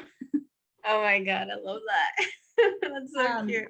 Yeah, so I kind of just went off topic, but yeah, I think I've just been having fun, like being able to take my time, and also I've been just noticing how much like when I challenge myself, things I just get better and better. And like the fact that I can even draw what I am drawing now comes from the fact that I've been drawing every day for almost 2 years now. Yeah, I'm doing a drawing a day challenge. And I started it in January of 2021. Yeah, and I post them all on a separate Instagram every day just to like hold myself accountable, and that's that's how I like develop my style and all of that. So yeah. Dang, that really is a great regimen. It's incredible because things occur to you on these little daily illustrations, and it just builds and it builds and it builds. Yeah, absolutely. Like when I first started, I had never even done cartooning before. I had no art style. Like I could draw and paint, but I wasn't able to come up with my own ideas. And so I didn't really even feel like an artist. But as like just forcing myself, especially that first month, to like just draw something, anything. It just snowballed into like, now I do dog cartoons. I've recently been kind of going into other creatures and characters, which has been really fun as well. But yeah, I cannot recommend that enough. Even if it's like one day you have no idea and you just draw like a circle and a smiley face, like just do something, because the next day you can build on it. Like you said, it's awesome. That's great. Yeah, Good absolutely advice. Great advice. Yeah. So I think we're going to wrap up here, but is there anything else you want to leave, us with, or anything you're looking forward to the future? Yeah. What's the alpha? Yeah. Any special guests on your show that you're excited for? Like what's happening? Yeah, so on the Creative Corner, that's my podcast where I interview all different creatives. I just had for the season finale, I got to interview Amber Vittoria, and she is so awesome. That the whole interview is on my YouTube channel, which is Miss Manda Art. And yeah, I've been working on I'm working on a series to release on YouTube about creativity. So definitely check that out. And then also tonight on Miss Manda Live, that's where I interview and draw with other female artists. I have on Micah. Her Instagram is like Mima or something like that, but check it out, 7 p.m. also on my YouTube, 7 p.m. Pacific. And then lastly, for the, hey, I can see the comments. Hey, stars. The last thing, for the POAP that I made, I don't have a secret code. Instead, I want you, if you want the POAP, you're going to DM me on Twitter and tell me your favorite childhood memory. And I will send you an individual link for the POAP. So my Twitter. Good luck. I'll just. You're going to get DMs for the. I've done it before. For 3 months as people rewatch this. Like, can I still have POAP? Next year, someone's going to DM you. But I just sent my Twitter handle to the chat on YouTube. So send me a DM if you want to follow me. Great, but you don't have to. But yeah, so send me your favorite childhood memory in a DM. And that Favorite childhood memory requested by Miss Manda Art. Thank you so much. Yeah, Thank thank you. Really great to have you on today.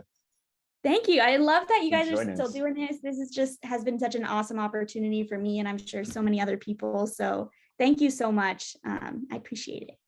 Yeah, feel free to stick around and hang out, or do some live drawing. We love that stuff too, But Awesome. yeah, so good to have you, and we look forward to seeing where your next chapter is, next time we have you on. Thank you so much. Have a good one, everyone. You too. Thanks, Amanda. Now, I All did right. see somebody sneak in. I saw a couple people sneak in here. There's the Oh, sneaker. there we are. So let's welcome It's Crypto Jared Mom. T and and Jared. our lovely Crypto Mom. Crypto Mom is, listen, I really think she's She's the real deal. She's backbone. the real She's the deal. spine Hey. of POAPathon. Oh. Okay, and Bisa Don too. All of us are, but man, Everybody. everybody is. But shout out, because Crypto Mom is right there when we need her the most, whether it's for slides or POAPs. She's 100. amazing. 100. Can't chat you out enough. 100.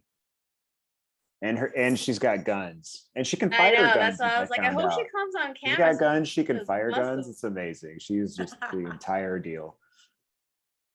So let's welcome our next guest, Jared. Welcome to the show. How are you? I'm well. Can you guys hear me all right? Yeah, we hear you. Awesome. I was having some mic problems earlier, so I just plugged in these headphones here. How you guys doing? We're doing well. Yeah, enjoying our 1-year anniversary today. Congrats. And it's awesome to see you guys again. Genetics, Yes. I got to share a cab ride with Genetics up in New York, so good to see you again. So, Nice. Jared, let's get into it. So this is what the show is about, is getting some updates, since you were last on our show. What has been going on? Tell us, give us the scoop. Okay, let's see how fast I can talk. We've been doing a lot. So for those that are not familiar, Huddle-In it's a Web3 social media platform where you can mint anything off your camera roll, your TikTok, or your Instagram for free. We've done a lot of things with that. We just recently pushed probably our biggest update ever this week. So we're to log into the app, and it feels very much like an Instagram or TikTok in terms of the image covering the entire screen. We've improved the performance, so you'll notice that it's very noticeably faster. So we're pretty proud of that. One of the big things that we've been working on is we've rolled out this thing called XP. So think of it as like an in-app currency. Or if you played video games, you know what XP is. But if you haven't, basically an in-app currency, not an ERC20, but anything that you do on the app, whether you like, follow, comment, get, buy a piece, sell a piece, something like that. Basically, you get a corresponding value for it. And very soon here, probably within the next 2 weeks, we're going to roll out different ways where you can spend the XP. So whether that's boosting a post that you have, so it's more, maybe at the top of the feed, or, and this is the one that what's holding up the whole process, what I'm really excited about is, say you've accumulated enough XP that you can go bid on somebody's NFT, whether that's a piece of content or something like that, in hopes of that they will accept your bid. And if they accept your bid, then you basically get an NFT for free, right? Based off of your daily activities that you do on social. And that's one of the things that we're most excited about, is that, people scroll mindlessly anyway, right? So like, might as well get some type of reward for it. In addition to all that, we've been putting out a ton of content. We've partnered with a lot of great creators, a lot of them musicians. There are some visual artists as well too.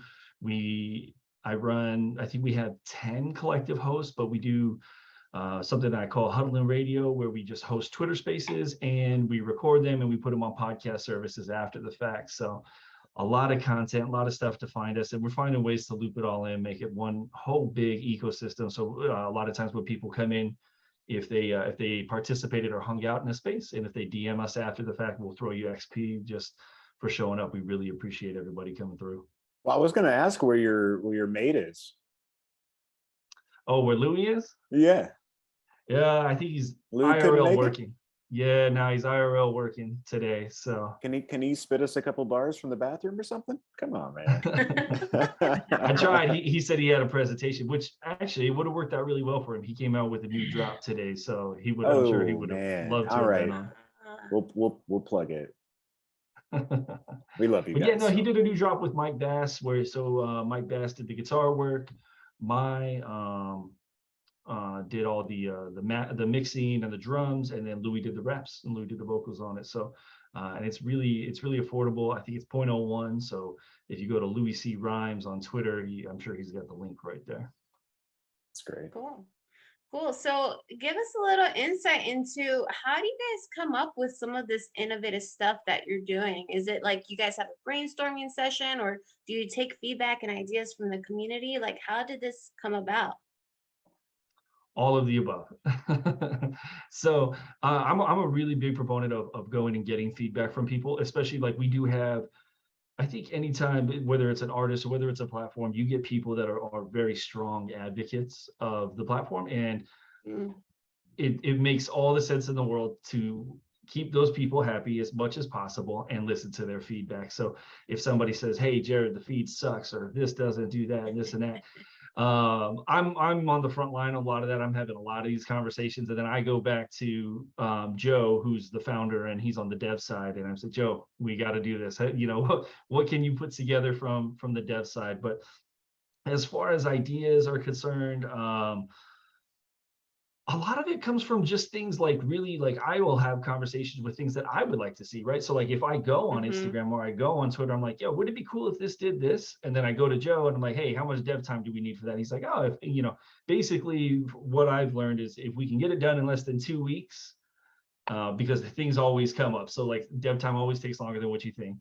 But if we can get it done in less than 2 weeks, then we'll get it on the production schedule. If not, it'll probably be down the road a little bit type of thing. We have lots of things that like from a roadmap perspective that we're working on. So lots of ideas all the time. I jokingly tell everyone that Joe's probably got a dartboard on me somewhere and he throws darts at, like, "Oh shit, Jared's got more ideas today." Transparency in development is so huge. When you ask someone, "Is this possible?" you need a truthful answer. You need a thoughtful answer, because you want to keep rolling, but I mean, if it's too much, you need to know that and not to just push someone off a cliff. Well, then things change too. So like, front end and back end is one thing for delivery, but then you throw in blockchain on top of it too, and it just timelines get super screwy real fast. So. Yeah, and I think that's important. If you don't know by now, whoever's listening, like you got to give some room and some time for devs. Like whether you're the consumer and you're waiting for a drop, whether it's with the app or whether it's with an artist, like you got to be kind and be like, "Hey, these devs are putting in overtime trying to make this stuff happen behind the scenes with the code and all that." Things like one little thing can make the whole thing, not work, right? A lot of times development is in like a quantum process. It's not 0 and it's not 1, right? And it's hard to calculate for developers even. So having the transparency is very good. Like for updates, things like that. Yeah, agreed. Well, it's funny too, because everyone's like, "So what do you do for Huddle In?" And I said, "I do everything that's not dev work and not accounting." So kind of in true startup nature, I got my hands in a little bit of everything, but I kind of like it that way. I'm interacting with users, I'm interacting with artists. Like I will say that's one of the more enjoyable things, whether it's visual artists or musicians or whatever it may be. A lot of times they have ideas too. And so sometimes it's funny, we're sitting in on enough UX and technical meetings, is some things I can just straight up say like, "That sounds really cool, but that's not going to happen." Or like sometimes they'll hit you with an idea and you're like, "Yeah, actually that's great. I'll see what I can do," type of thing. So very open to feedback. Anybody that tries the app, reach out anytime, either to me or to the app directly. Happy to help, happy to see what we can do. Crypto Mama, do you want to shout her out? She's been super helpful. Like she came on the app. We did a big promo period in June where we were trying to get people to like refer other people and post content. She did a great job, and I really appreciate you. I just got to say, anybody that hasn't used it, just hop on. It's super fun just to explore. I mean, it doesn't cost you anything. Just enjoy, searching, posting, whatever. And if you sell an NFT, like how fun is that? Just for playing around, it happens. So it's a great experience. Yeah, and this seems like a tool for influencers, right? Like if you have a big crowd, you're like, yeah, I'm gonna peel this one off for somebody, right? 100%. And so I've actually even started reaching out to some artists. Like there are some very notable artists in the Web3 space, and I'm trying to go for what I'm kind of deeming the low hanging fruit is, everybody wants the artist to post their work on their platform. I want you to post your process. I want your behind the scenes stuff. I want to see your creative stuff. Nobody else is asking for that, and it's stuff you already have. They all post it on Instagram anyway. So if you bring that to us, we can use that. We'll, True. Obviously we want that overlapping. Like we would love to advertise your notoriety to help us bring users. But if we are able to take work that's relatively low effort for you and help you monetize that all at the same time, like it's kind of a win-win. And I did want to say to Crypto Mom's point, one of the really, really big things that we really emphasized a lot is trying to make this whole thing feel like a social media, but you don't have to know Web3 necessarily to use it.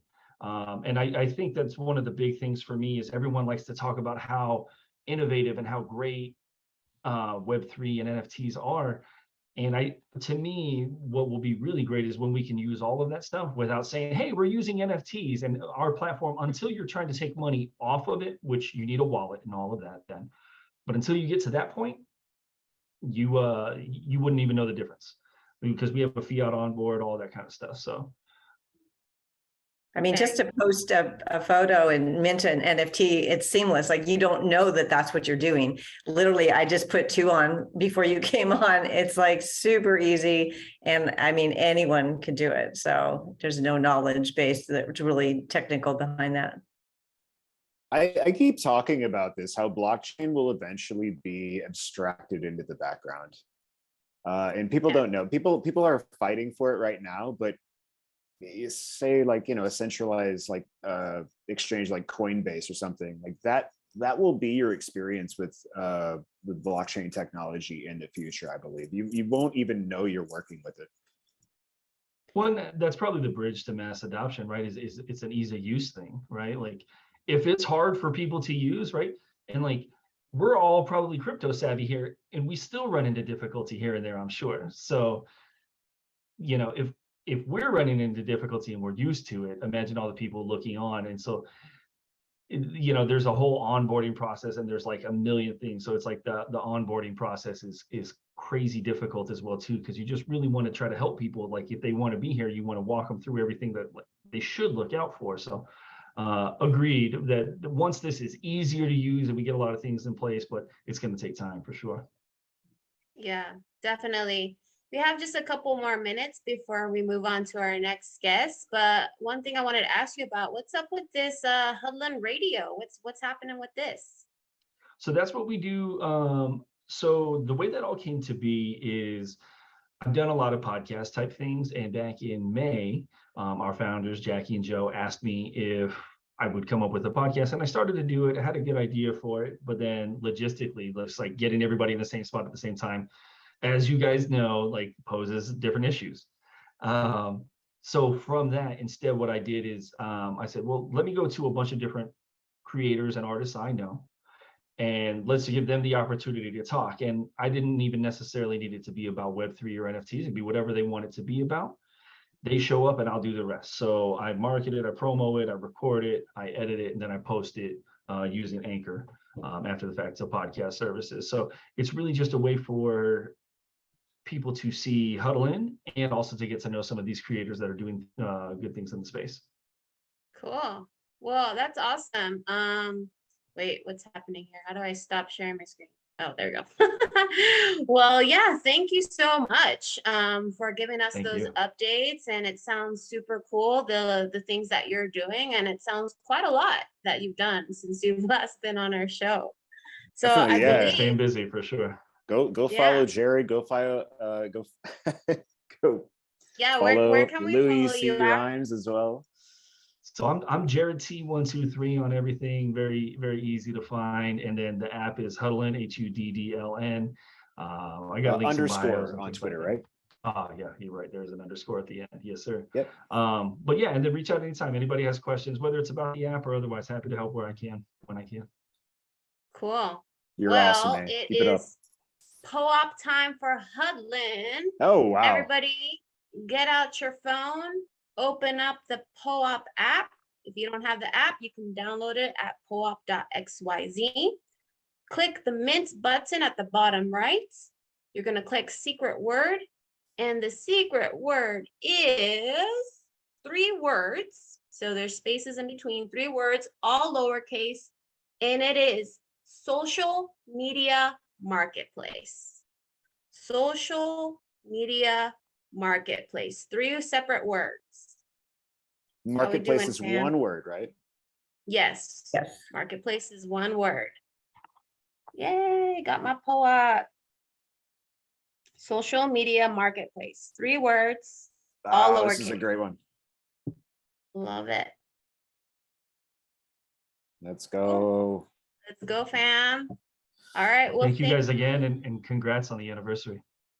Thank you. So Yeah, Fred a year is does- a long time in this space. We're Most people practically don't. 80 at this point.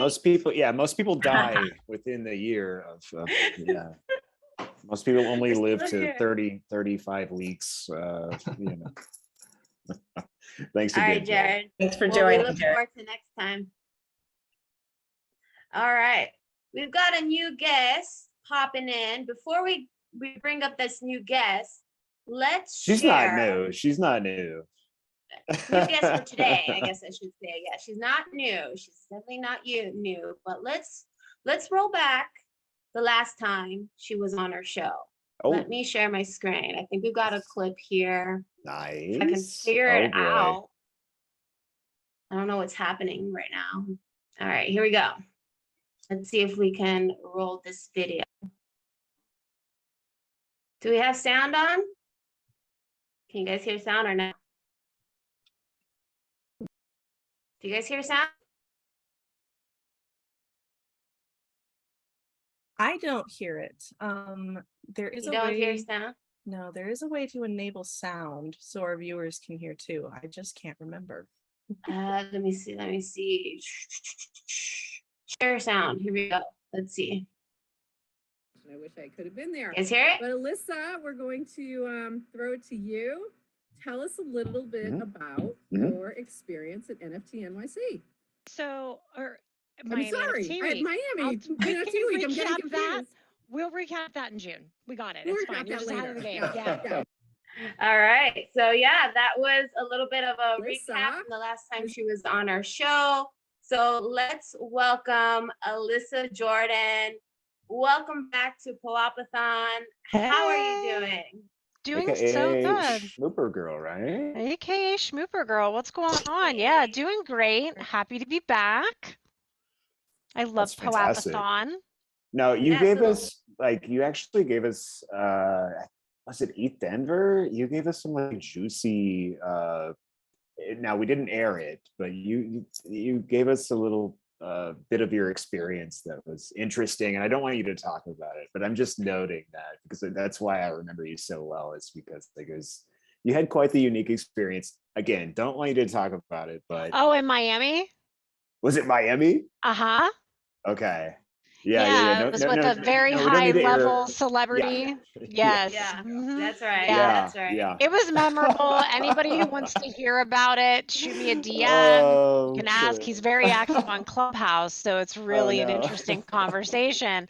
Sorry, I brought But it yeah, up. yeah, definitely. So here's the thing. The good news about that is Miami NFT Week, that wasn't the best memory. There are definitely way more memorable and awesome moments that happened. So that didn't overshadow or cloud Well, no, it. you kind of just nonchalantly explained it, which was like great and kind of what I expect out of you now. It's just like, yeah, I'm just reporting. And here it is. I'm just reporting the news.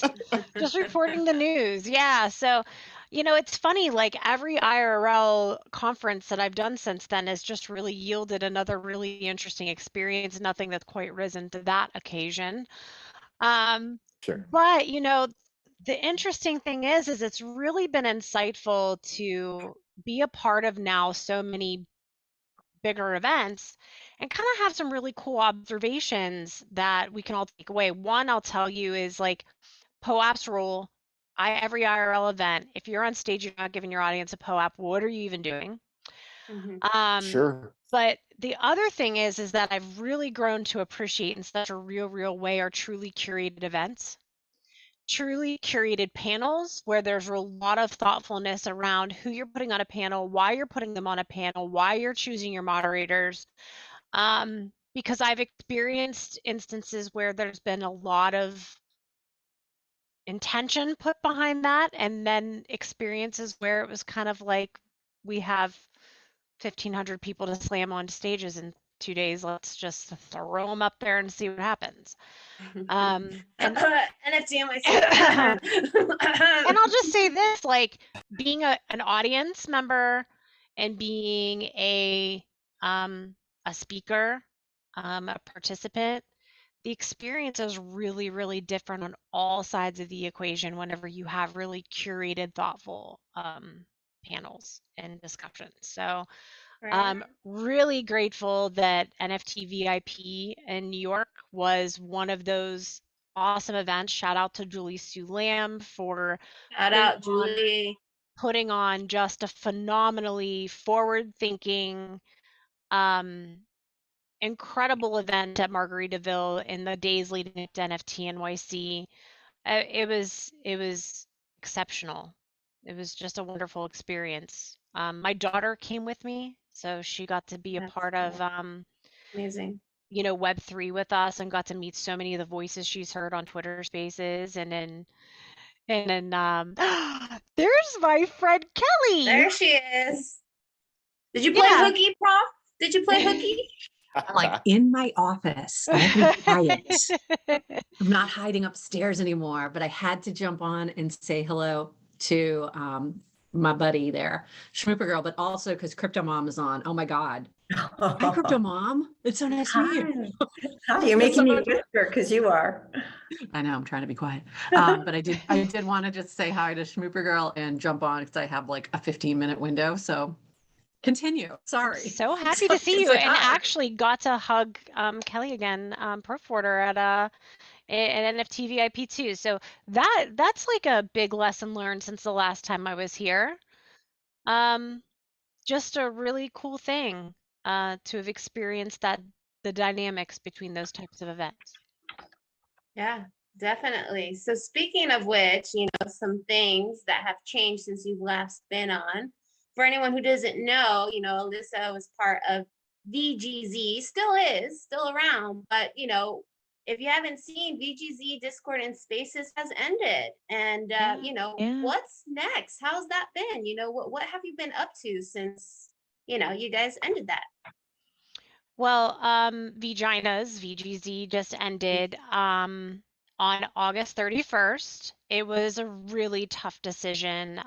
It was a really, it just was time to kind of, you know, close the chapter there. And there were a whole bunch of reasons for that. But the three of us who started that haven't left the space. We're all still around and we're all still loud and mouthy and doing our thing. We're just kind of doing it a little bit differently for each of us, you know. Some of us are taking a break, taking a step back to navigate some personal stuff. Some of us are like Sarah, she's doing amazing things in Twitch streaming with gaming, the culture of gaming. So anyone who really wants to understand the intersectionality between gaming and NFTs and why there's a big disconnect, follow Sarah Jones, Sarah the Love Jones. She really taps into that, and she'll also give you like a real honest hot take on stuff that's kind of bullshitty in the space. She doesn't play. For me, I'm now doing, I've jumped back into, so fun fact, last year when we started Vaginas, it was not planned. It happened as a response to a community that was asking for us to be more present and to hold this space and create a space for women. I had committed to doing the podcast with my husband that he's been doing since I jumped into vaginas.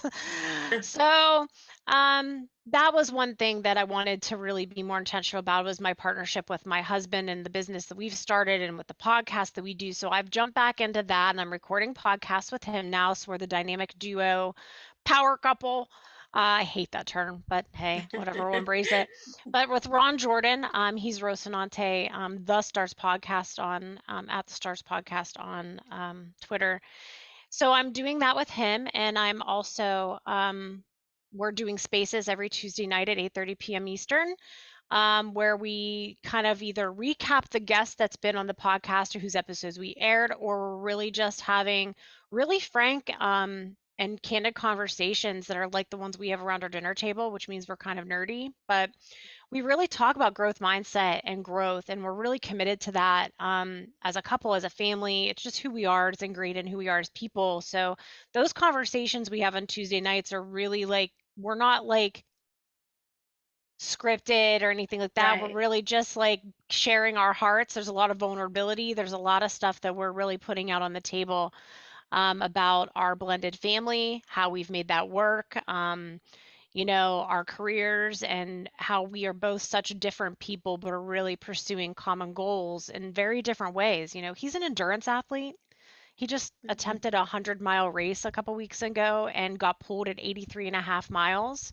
I mean, Insane, by the way. had Like, 16 I and can't a half believe to that he go. does that. Like, good for him. Good for him getting that Yeah, far. Amazing. I I know mean, no, I mean, it hurts to not make your goal, but still no, incredible. we learned so much from it. So I'm his crew chief. So it's really a team effort for these things. So, you know, we talked about that last week. This week we're going to talk about perspectives. And by the way, I just put out a tweet a few minutes ago that has my secret word in it. So if you want to know the secret word, the POAP is only available for 10 minutes. It started at 2:45, so you're 2 minutes late. Oh gosh. Oh no. But there's 200 secret word mints, and if you go to my most recent tweet, you should be able to find the secret word. It's 3 words, different levels of characters throughout with dashes in between. Good luck.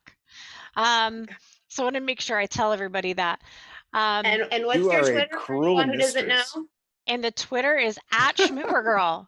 SCHMUPERGIRL at Schmoopergirl. Go get that secret mint. So I'm doing that with Ron now. That's really exciting. And, you know, I'm trying to just be really open to supporting the community that we helped build through Vaginas. So I'm really just making myself available to help be in spaces with so many of the amazing projects that we've gotten to highlight, and that we had the honor of these incredible artists, creators, developers, and badass leaders in this space that we've gotten to know over the last year. It's just an incredible honor to also like jump in and support them. And but you know, we're not going anywhere, and we don't, you know, we've talked about what comes next. We're not sure. We're taking a little break and see what comes next. But you know, ethics with Schmooper Girl hasn't gone anywhere. I'm still, you know, lawyering and ethicking. Well, I made that up. Still doing all of that, and it just looks a little bit different now, and that's okay. We need ethicking. We need more ethicking. You know, I tell you, like the one surefire thing that I have observed in this space, especially since we've hit this bear market and things have quieted down a little bit, is you really start to see the proof in the pudding as far as where people's ethics lie. In their, from a business perspective, from a project perspective, from a personal perspective. So if nothing else, the last few months has been incredibly enlightening for those of us in the space that are really paying attention, sticking around and watching to see when the cream rises to the top and who's going to be here when the dust really settles. Definitely. Look, if you're seeing me go like this, by the way, I am trying to get this POAP from Schmooper Girl, and I'm having a I gave up. I'm gonna have to buy it. Did you give up? I'm gonna tell you guys what it is. I got it. For everyone listening, I posted the link to the tweet. It's so much more fulfilling when you actually figure it out. You will figure it out. I posted the link to the tweet in our POAPathon stage chat Discord.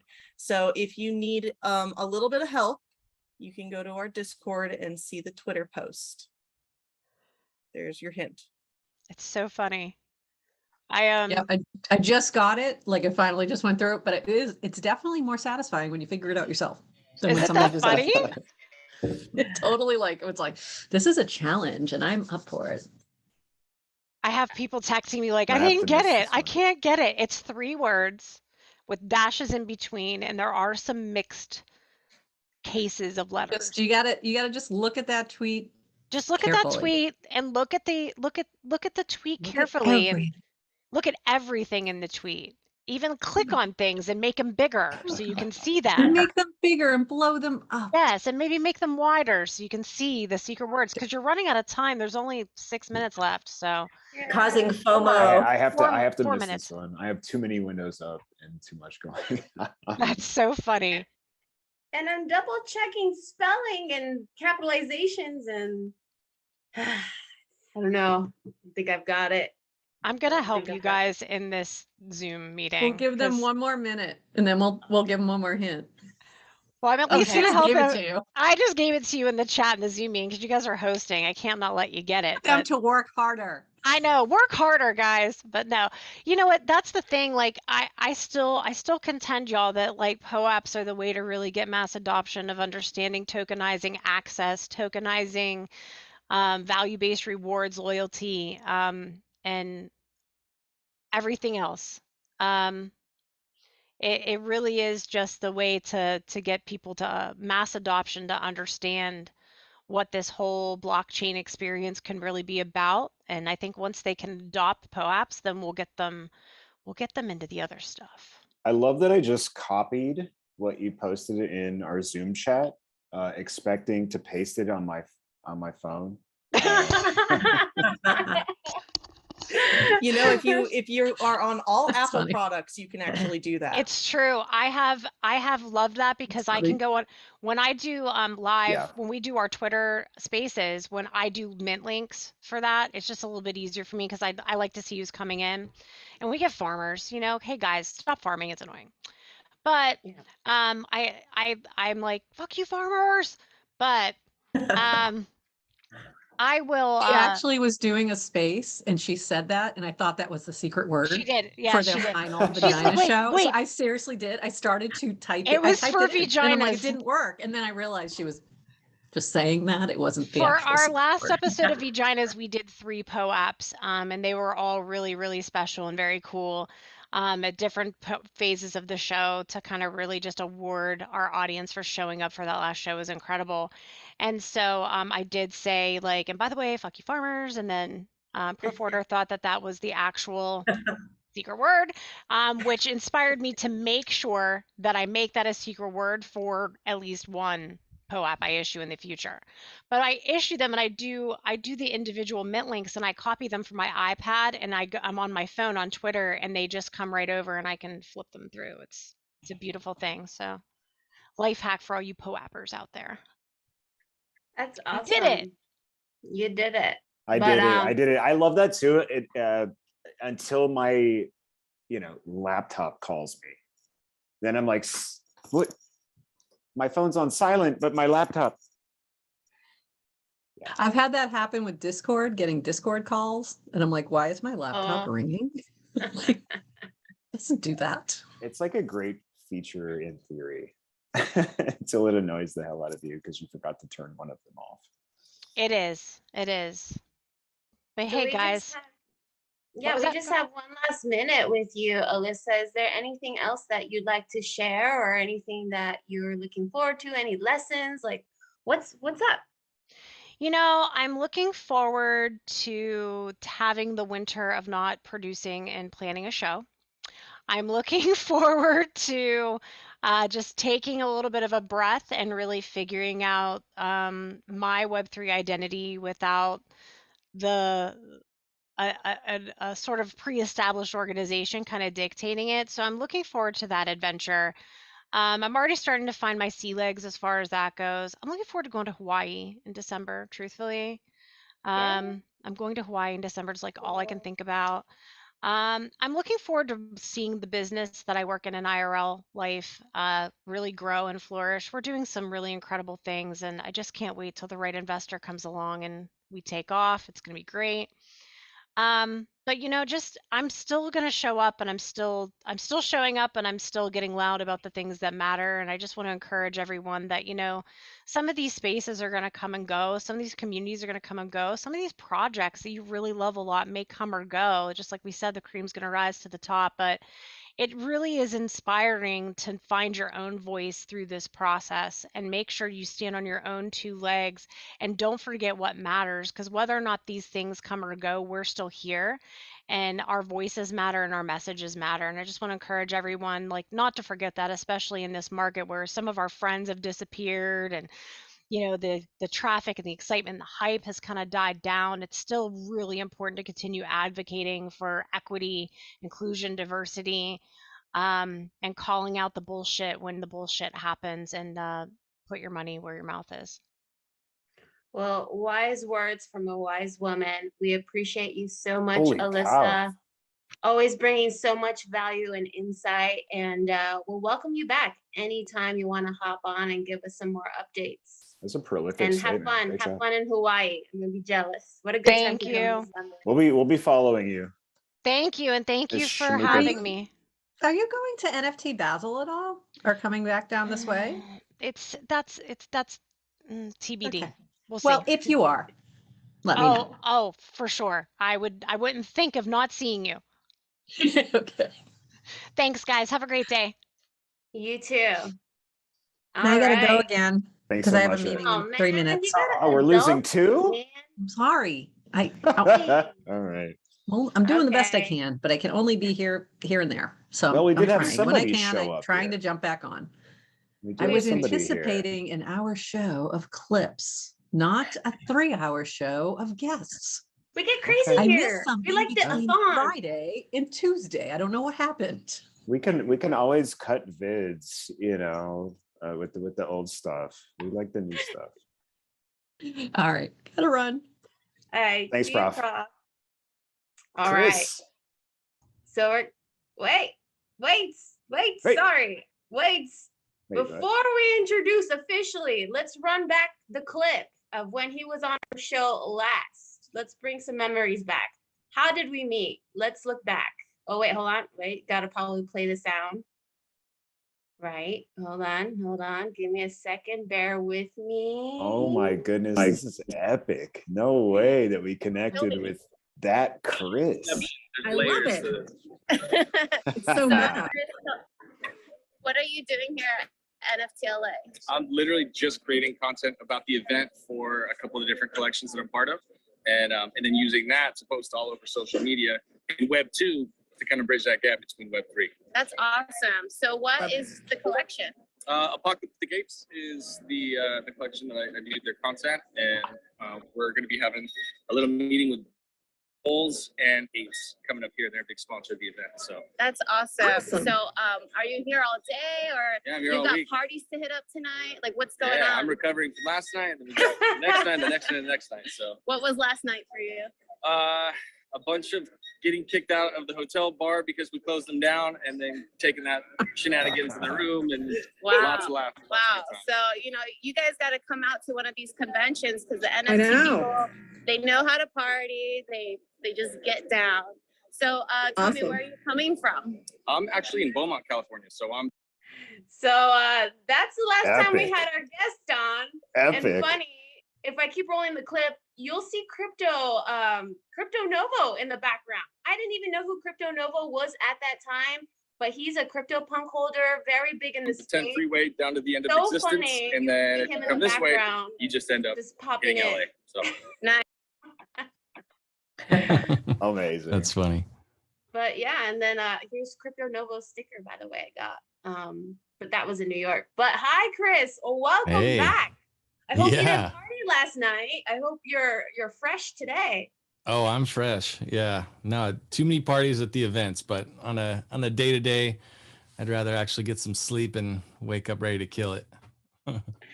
Yeah, so that's actually when I had first met Chris, and it was just finding him in the line at NFTLA, you know, he was one of the first people to say yes to being interviewed on the spot. And then guess what? I kept seeing Chris throughout the year at like almost every single NFT event. All over the And country. Yeah, it was cool. yeah, it was crazy. It's so cool that you know, just out of nowhere, I just pulled you and then I just kept seeing you at every single event. So good to see you again. Yeah, of course. What's been going on? What have you been up to since I last saw you at NFTLA? I think that was back in February Yeah, or March. that was March. March, yeah. March. So no, that's cool. That was kind of like the start of a really big pivot for me because I went really hard. Like I was saying, I was gonna have a meeting with the Bulls and Abes, that's these guys. And they basically said, okay, we want to bring you on as like our lead content creator, and you help us to actually make all this content because they were going to be minting at the end of April. And they ended up pushing that to the end of May. So that was like the beginning of the bear market. It was gnarly, but I helped them learn how to do video and mint out a project, right? A terrible, terrible, hard time to do it. And they weren't, yeah, it was 0.17 was their whitelist. So like it was expensive for the time.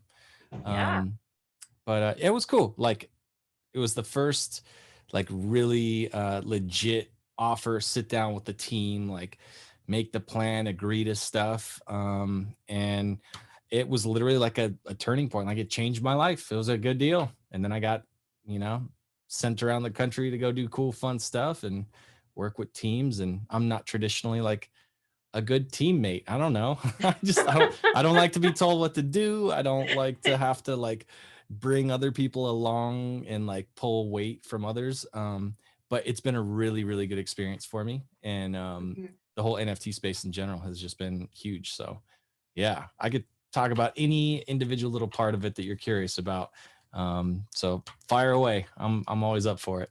Yeah, so I know you said this has been pretty much life-changing for you, and I'm sure there are people who are watching, you know, who aspire to do what you're doing, you know, travel around the country and do content for NFTs and Web3.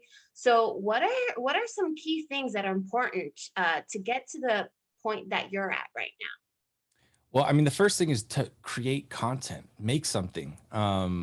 There's a really good, like the Nifty Portal guys, Pio, he's always saying this stuff. He's like, just take the opportunity because it's wide open right now. I say this and I don't know, I'm just going to say it because it's what's on my profile on Twitter. People suck at content in this space really bad. And most of that means they don't try. They don't even start. They don't do anything. But like, no, I mean, here, like we're looking at a face of a human being, right? That is already setting you apart from the vast majority of everybody. And if that means somebody has a collection and they're trying to mint out, or they're going to run an event, or they're going to do anything, the fact that people don't show up as a human being is like, I mean, I get that we're all pictures of turtles and squirrels and monkeys and stuff, but there's people behind it and they care about important things. And so I would just say, if anybody's looking to do the kind of stuff that I've done, is they don't need to, like, the collections don't need to be good at making content. You do. You need to go to those collections, provide them some value. Don't be afraid to do some work for free and to just like, you know, earn your stripes. Like go out there and make some cool stuff about something that you care about that collection anyway, because it, you know, it resonates with you in some way. Do that. And my experience has been when you do that, and that's your first impression with like some collection that otherwise doesn't really know you from anybody else, they're like, oh my gosh, that's so cool that you did that for us. Like what a great icebreaker, you know, show up with some value. And so that's like the absolute white belt move. Like just make somebody some content that you think is going to provide them some value, and then go from there, as opposed to hitting them up and saying, hey, can you tell me what I should do so that I can be valuable to you? Like, come on. Right. No, Figure it out.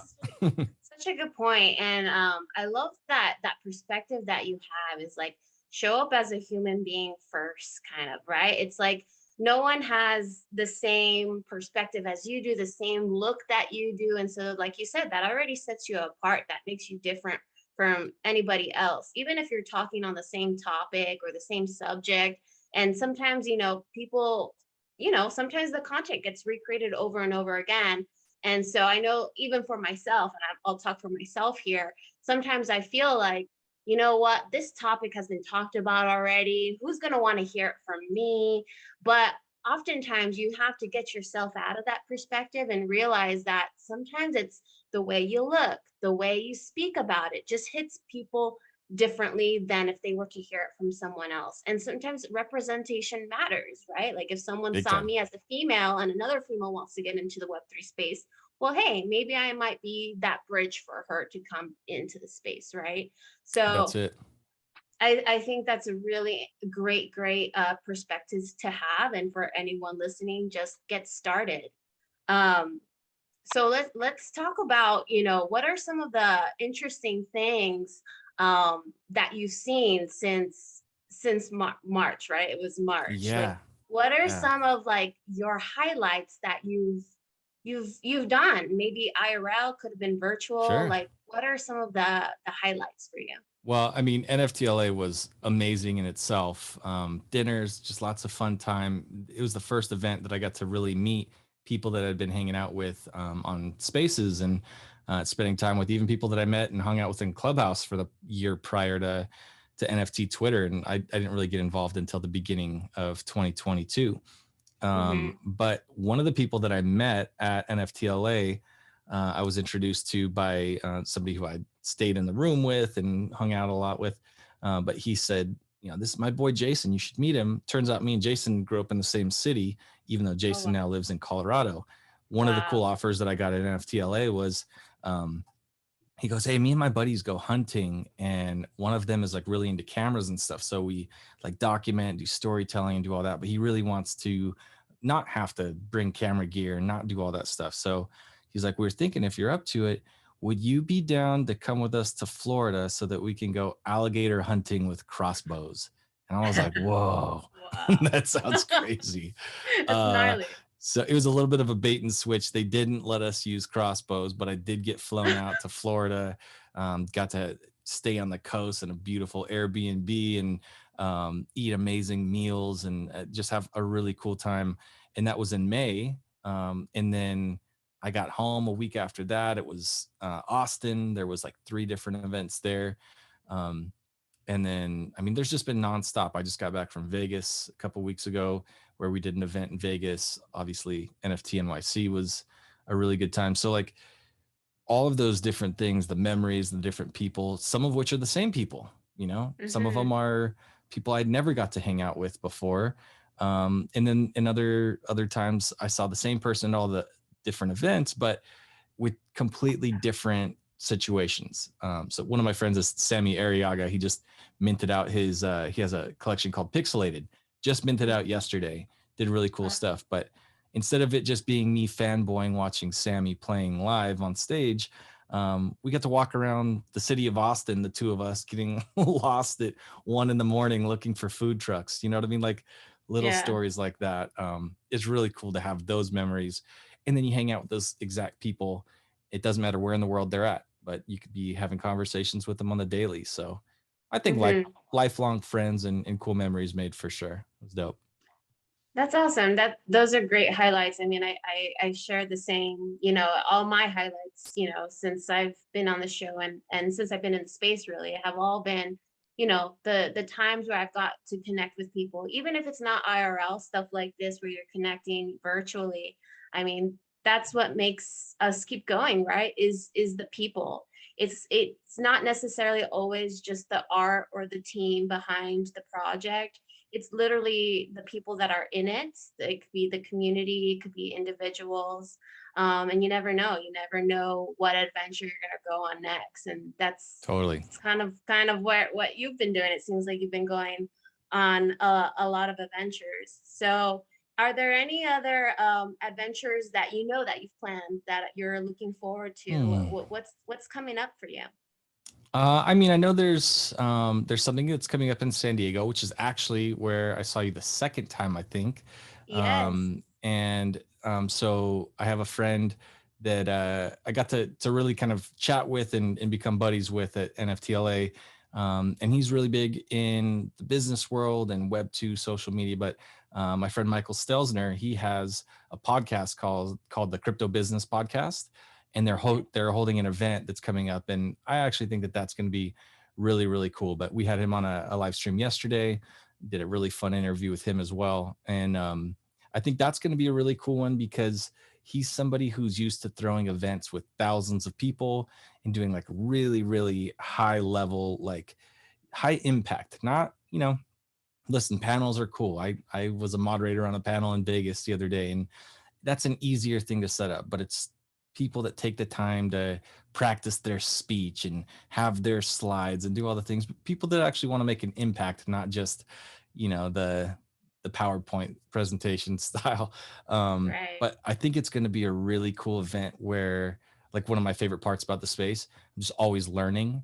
That sounds like an event where I want to be there just so that I can learn from super dope people. And then they get off stage and then they're sitting next to you and they're learning. That's the kind of places I like to be. Otherwise, if it's just going to be like a run of the mill thing, I'm there for the parties because that's where we make the memories. We share a cab or we share a meal or something like that, and then you build on those kind of relationships and those little memories like that. So, but if it's an event that I can actually learn something solid from, like, I'm here for it for sure. Well, I don't know. hey, I don't know if I can. Yeah. How did you get, Chris, if you don't mind me asking, like, how did you get started in content creation? I'm just a skateboarder. So back in the day, I used to film the homies skateboarding, and and then it became cars, and then I launched the business that I ran for 19 years before I found Web3, and I paused it. Just said, nope, I'm not going to try to do everything. I'm going to invest all the way, all the time. You hit the start button and to pause it. Yeah, right? like literally, like it was like I can't juggle everything. So I just took all the content creation that I'd learned, built up a big following in Web2, and just was kind of like, cool. That was like training wheels. Now, like big, now it's time big boy stuff. So it was good. Very nice. What a journey. I was gonna say, I was like, hey, if you're gonna be in San Diego anyways, I'm holding an event. I don't know if you've heard, but I'm holding a Web3 SD conference in October on the 22nd. So anyone who's listening, and you, Chris, definitely come down. And what you're talking about is like taking the time to actually put together something that's meaningful where people can, absorb and learn. I mean, that's what I'm about. Because like I said, like I see you at every single conference, but I've also absorbed some of the stuff where it's like, okay, you could tell they didn't really put in a lot of time, or hey, this might even be just a money grab or like a market tactic. They're not really here for the long run. So I've taken some of those things and that I've seen in other conferences, and I'm gonna try to do my best to improve on them in this. Good for you. That's awesome. No, I'm 100% there. Let's do it. Okay, yeah, well, we'll chat more, offline, but we got a couple of minutes more together. So is there anything else you want to, say, or, what else is happening, Yeah. Well, here's something that I'm super excited about. So, shifting some stuff around. One of the things that I'm going to be focused on big time right now is there's a phrase, or like it's a name that's a combination of 3 different types of people. And my friend Sean Cannell has been saying this for years. He's like a YouTube guru guy, but he says there's somebody who can shoot video, they can edit video, and they can produce. So if you take shoot, edit, and produce, a cool way to say that is that's a shredditor. It's one person that's a shredditor. That's actually and so a year ago, I was like, damn, there's all this cooked in SEO value to that. People have been talking about it for years. And so I actually coughed out a bunch of money for shredditor.com, and we're moving over my own personal like online course websites and stuff. And I'm going to be spending a lot of time Gary Vee style, pumping out tons of free content, just teaching people how to become an editor, how to become a producer, how to be a host on a live stream, or how to make content, or how to be a shredditor, how to actually do all those things. And in that way, bring up a whole group of people for Web3 specifically to connect with these collections that desperately need somebody, but maybe doesn't want to like pay for somebody like me. But man, this person's just getting going on it, and they'd be a great fit. Like, so connecting all those dots and just kind of teaching people what I know, because it's not going to hurt me. There's way more than enough business out there for everybody. And so that's what I'm super excited about, is really building up Shredditor and kind of making that a name that people start to actually recognize. So that's the plan. I like that name because, you know, I'm a Teenage Mutant Ninja Turtles fan. Of course. It sounds, of course, like Master Shredder. So if you were a Master Shredditor, I think you got it. That's it. That's it. So we'll have to do with my online courses for the automotive stuff for years. I have my YouTube channel. It's the same as the name on here, Flyride. And I was trying to grow that. I was just desperate to hit the 100,000 subscribers. And then I think I got to like 90 and met Web3 and was like, I'm not even gonna be on the hamster wheel anymore. I'm just gonna leave it. But I had all the members for the web. They can like be a subscriber to your channel, but they'll actually pay to have access to special content. And so I did a belt system. So it was like back in the day, Taekwondo or Kung Fu or all that, white belts, yellow belts, all that stuff. So I'm like, I think I'll bring that to Shredditor as well. So there can be, you know, your masters, but your white belts, your yellow belts, all that stuff too. So that Chris, thank you so much. I mean, we obviously came for your clout. And I think, I think we've stolen a fair share of it at this point. There you go. Anytime, man, come get it. Yeah, Cheers, well, man. we love to have you back on anytime. Feel free to reach out to us and, you know, give us the details, you know, what it takes, right, to be a Shredditor, right? There you go. Yeah, we've got your POAP ready. So for anyone who's ready, get your phones out. Get your phones out. Open up the POAP slide or POAP app. And I did another prof order where she hides the secret word. I'm gonna change the color here so people can see it. And hopefully it works. You know, the secret word should have been Shredditor, but you know, I didn't know that was a thing. But this is so true. The secret word today. Let me see if I can make it bigger. So it's celebrate good times with Flyride. One word, all lowercase. Just a quick and easy one. Good times with Just a Flyride. quick and easy Yeah. one. Yeah, Love no schmooper girl crazy, you know, look through your Instagram posts or Twitter posts. It's only 186 characters. Yeah, just a little bit of a long one. But let me see. Did everyone get theirs? Celebrate good times with. Here, how about this? Walk me through it, because it's been a minute since I did a POAP. So if I browse, I'm looking at my collection. That's the first thing I see. And then what do I do next? If I want to, do I click mint or? Yep. You will hit the mint plus button. Mint. Okay. And then secret word. Secret word. And you're going to type that in. Celebrate good times. And just put in that entire run-on word. Okay. Almost done with the paragraph. And it is. Here we go. It says secret not found. Celebrate good times. Did I spell it right? No, you know what? I wonder if it's because we were supposed to have you on a little later, so I think maybe it's the active. Got it. So it's because I came through and said, "Hey, I have a meeting. Can we move my time up?" I thought. So everybody, it's gonna work. I'll make sure I work. No, we'll get it back. We'll get it back. We'll do that after the show when we're. You guys are great, and thank you for having me. Thanks. And you know, I was worried because we just had like our Australian POAPathon event on Friday, and there was like a lot of handsome males. So I'm glad that we can rep here. We can rep here in the States with handsome males as well. There we go. You got it. I'm fighting for the American people. Let's go. All right, Chris. Well, good to see you. Have a good rest of the day. And, cheers, Chris. Thank you so much, man. Thank you, guys. Good to have you back. All right. We've got our next guest here. How do I even pronounce this? Nikorish? Am I saying that correctly? How's my sound real quick? Sounds good. Okay. Hear you. Okay, great. It's Nixorikish or Nix. Nix. I'm gonna go with Nix. A little easier. Very cool. Very cool. I had no idea it was going to be so difficult to pronounce when I chose it. Well, no worries. I mean, you're not the first. We've had lots of interesting screen names here that we've had hard times. Not just that, even with co-op secret words. Yeah. Oh yeah. I have like such a difficult time marrying a name that I have had like, I don't know, 20 something emails in my life and like 30 Reddit user accounts and like countless other usernames. And at some point, when I was getting into Web3, somebody, a mentor of mine told me, you need to stop changing usernames if you're going to be in Web3 because you need recognition.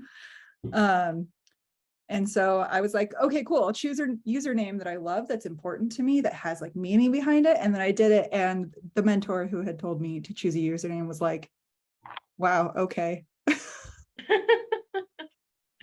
Wow, interesting. They went with that. Yeah. So tell us. One second. What's the origin? Yeah. It is a mixture of, it's a mixture of my great grandmother's last name and my grandmother and my paternal great grandmother's last name and my maternal grandmother's last name. It had an X? Yeah. Wow. Yeah, I'm not gonna dox myself and say what it is. No worries. No worries. Yeah. Awesome. Cool. Yeah, so real quick, Crypto Mom, did we have a slide or anything for next? Do you know? We didn't. No, I didn't. I have that one. Okay, cool. So we'll just go face to face here. So welcome, Nix. What brings you on our anniversary show today? What would you like to discuss? So Magdalena is the one who invited me on here. So I Shout work out, for Mag. Hey Maggie. Hey Maggie. You're watching. I know she's watching. She is great. And I work for POAP. And she is the one who helped us set up a POAPathon event last week. So POAP ran a contest for a merge contributor POAP. And we ran $1,000 bounty on it because we wanted a lot of submissions. The whole idea behind putting it on POAPathon was to get the community involved because the merge has been such a community effort that we wanted more people to be involved in the creation of a POAP that wouldn't necessarily go to a whole lot of people because it's significant contributors to merge efforts. So it's the Ethereum Foundation researchers, the client team devs, the media who was most accurate on reporting on the merge, people who helped people stake, people like that. So we got a lot of really good submissions from POAPathon. I think we got like 54 or 56 that we got to choose from, and then we put it on a POAP.vote. And it was an epic showing. It was an epic showing. I think it was like 54 POAPs. I was really complimented. Let me make a slide real quick. Actually, I have a slide for that POAP. So let me stick it in our slide deck. Hold on. Okay. Oh, sweet. Let's see if we can find it. It was one of the biggest we've ever had. I was really excited because somebody said in it, I don't remember who said it, but somebody said it re-energized like the feeling that used to be in POAPathon. And I was like, I'm very glad that we brought an energy to that. No, I think you definitely have. It was I huge. think you definitely did spark something because I think it coincided very well leading up into our POAPathon anniversary. You know, just getting that feeling back. We're really supporting artists and highlighting them, right? So thank you so much, by the way. Yeah, so I'm going to go back and actually explain for anybody watching what POAP is. Yes. So POAP is a protocol built on top of POAP, and it aims to reward open source software contributions. So we have scripts that go through people's GitHub contributions, and what we do is we onboard repos. So a contributor of or the maintainer of the repo comes to us and says, hey, I want to offer POAPs for people who contribute to my project. Can we get this on? Like, can we get this going? And so I collect a bunch of data from them, and then I put them in our protocol. And anybody who does a pull request that gets merged into that repo gets rewarded with a Git POAP. And Git POAP has its own metadata on top of POAP. So when you go to gitpoap.io, you can tell that it's a Git POAP, not just a POAP. And so it's meant to sort of signify that somebody has deep contributions and sort of be more of a more Sybil resistant way to recognize not just attendance, but action in the system. And so I am like, I'm super proud of all the Git POAPs that I have. I think I have like 10 or something. It's not that much, not that many, but they're hard to get. Right. Okay, cool. Well, thank you for explaining Git POAP, because I myself wasn't 100% sure. And I did see that bounty come in. And I remember us sharing it on the show. Like, wow, that is, I don't know if that's like the biggest bounty we've had. I don't know, Genetics, if you know, it is. So yeah, it's pretty big. And so I think that got a lot of eyes, not just for POAPathon, but obviously for Git POAP and what you guys are doing. So amazing. Go ahead, sorry. Another thing about that is it was our first custom attestation Git POAP. So most Git POAPs are based on merged pull requests, but this one was, I spent 3 weeks combing through GitHubs, combing through media, combing through Discords, seeing who was the most helpful, who was most involved. And I put together a very customized list, and I sent it to client teams and said, is there anybody else who should be on here? Maybe someone who doesn't contribute to your GitHub, like a project manager or a designer or something like that, somebody who has had a large impact, maybe without having contributed code.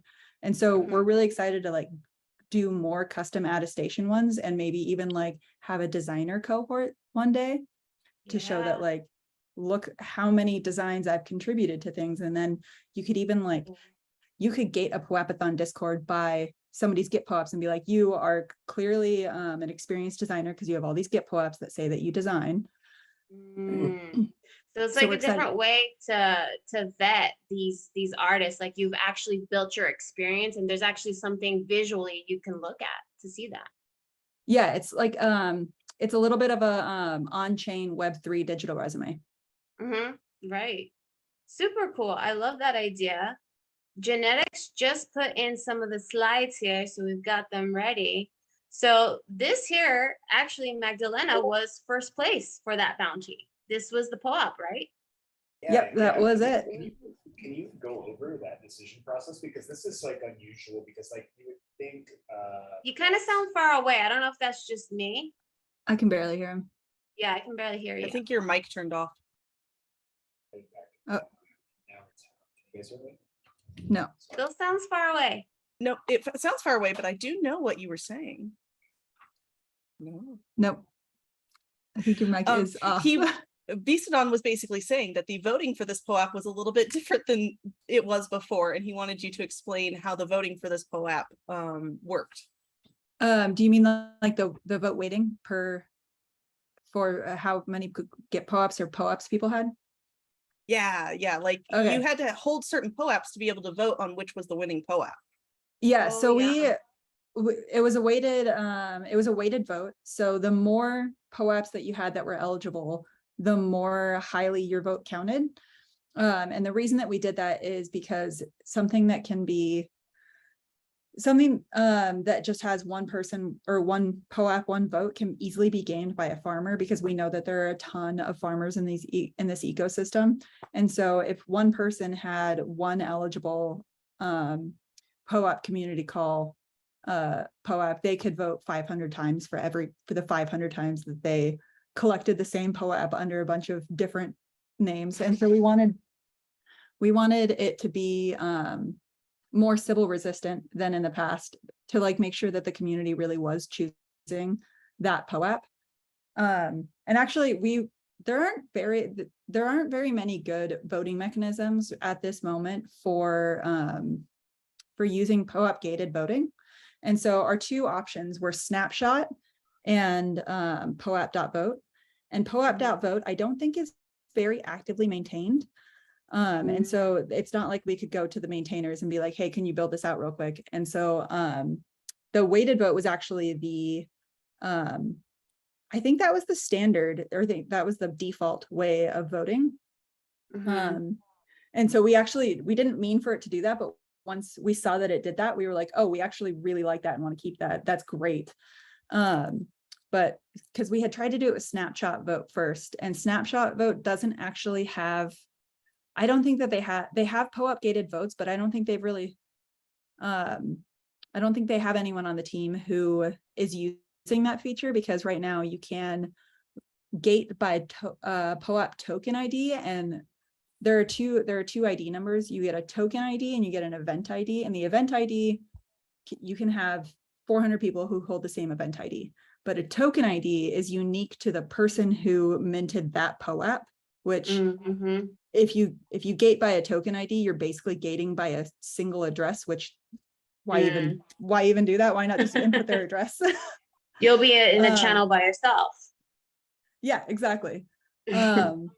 And so I had asked Snapshot, is there anything we can do about this? And because they're an open source project, they kind of responded, and where they were like, sure, go ahead and build it. And I was like, all right, I've got 3 days. Never mind. I'm just going to use POAP.vote, and then I'm going to come back to you, and I would love to build it, help you build it later, which I actually would love to integrate them into Git POAP and see if we can get somebody else to build it, because half the reason that we're offering Git POAPs is so that open source software projects can get people in, have an incentive to come in and use Git POAPs as a way to be like, hey, build this thing, you'll get a Git POAP. And with Git POAPs, you can get all sorts of things. Like right now Git POAP is giving away 2 DevCon tickets. And those DevCon tickets are what, like $400-$500? And we're giving them away on POAP.fun on a raffle. And anybody is eligible to join the raffle if you own a Git POAP. Oh, nice. That's cool. Yeah. So then, like, for example, myself, I actually don't have a Git POAP. And I remember when I was trying to go and vote actually for the submissions for this one, I was really bummed I didn't have any of the tokens that I couldn't vote.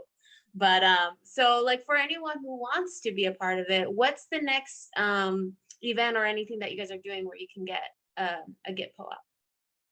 So Git POAPs are generally earned with software contributions. So if you are not a programmer, which I assume that a lot of people on POAPathon are not programmers, you can go to a project and say something like, do you need any translations? If they need translations, you can go on their GitHub and you can like learn how to make a pull request, because it's pretty easy to make a pull request. There are like tons of YouTube videos on how to learn how to do that. You could make translations for them, or you can, if you're a good editor, you can go through all their docs and just find typos and find things that need to be corrected. I go through docs all the time so I'm really into Rocket Pool because I'm also part of eStaker. And I go through their docs all the time and I find stuff to fix all the time. Like 2 days ago, I found like a 4-character typo, basically. It was a code command typo that I submitted a pull request for because I mean, programmers are not editors. Programmers are not writers. Yeah. Maybe their grammar's a little off sometimes too.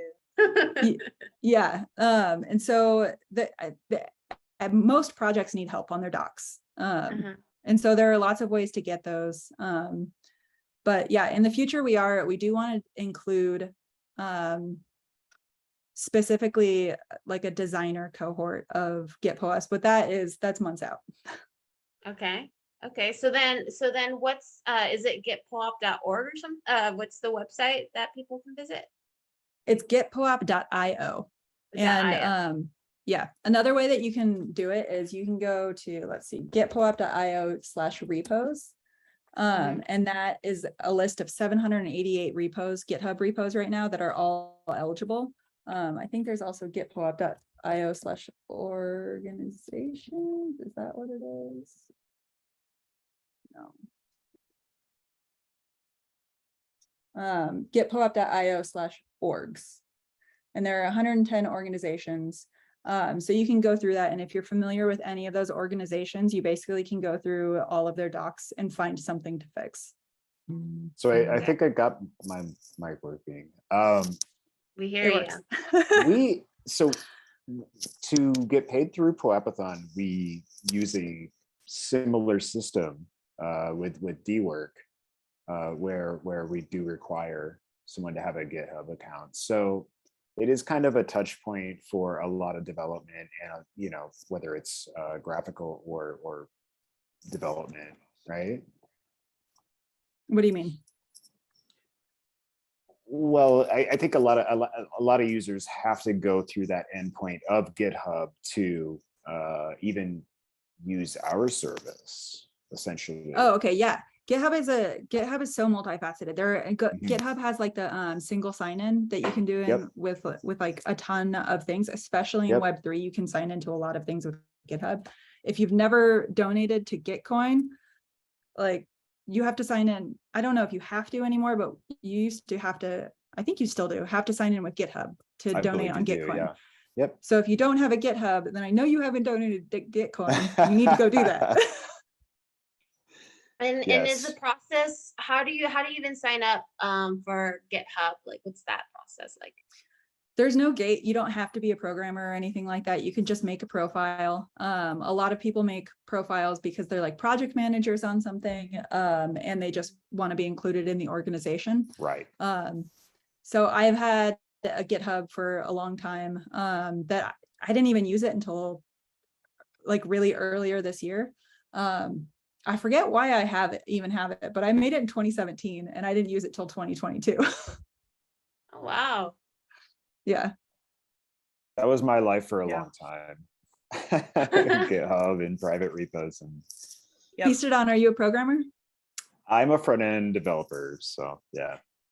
Okay. Formerly, I'm a little washed out at this point. Once they kind of brought the back end to the front end realm, I was like, well, I like the UX and the making things look pretty aspect, debugging the front ends. Nice. Yeah, it's a complicated journey.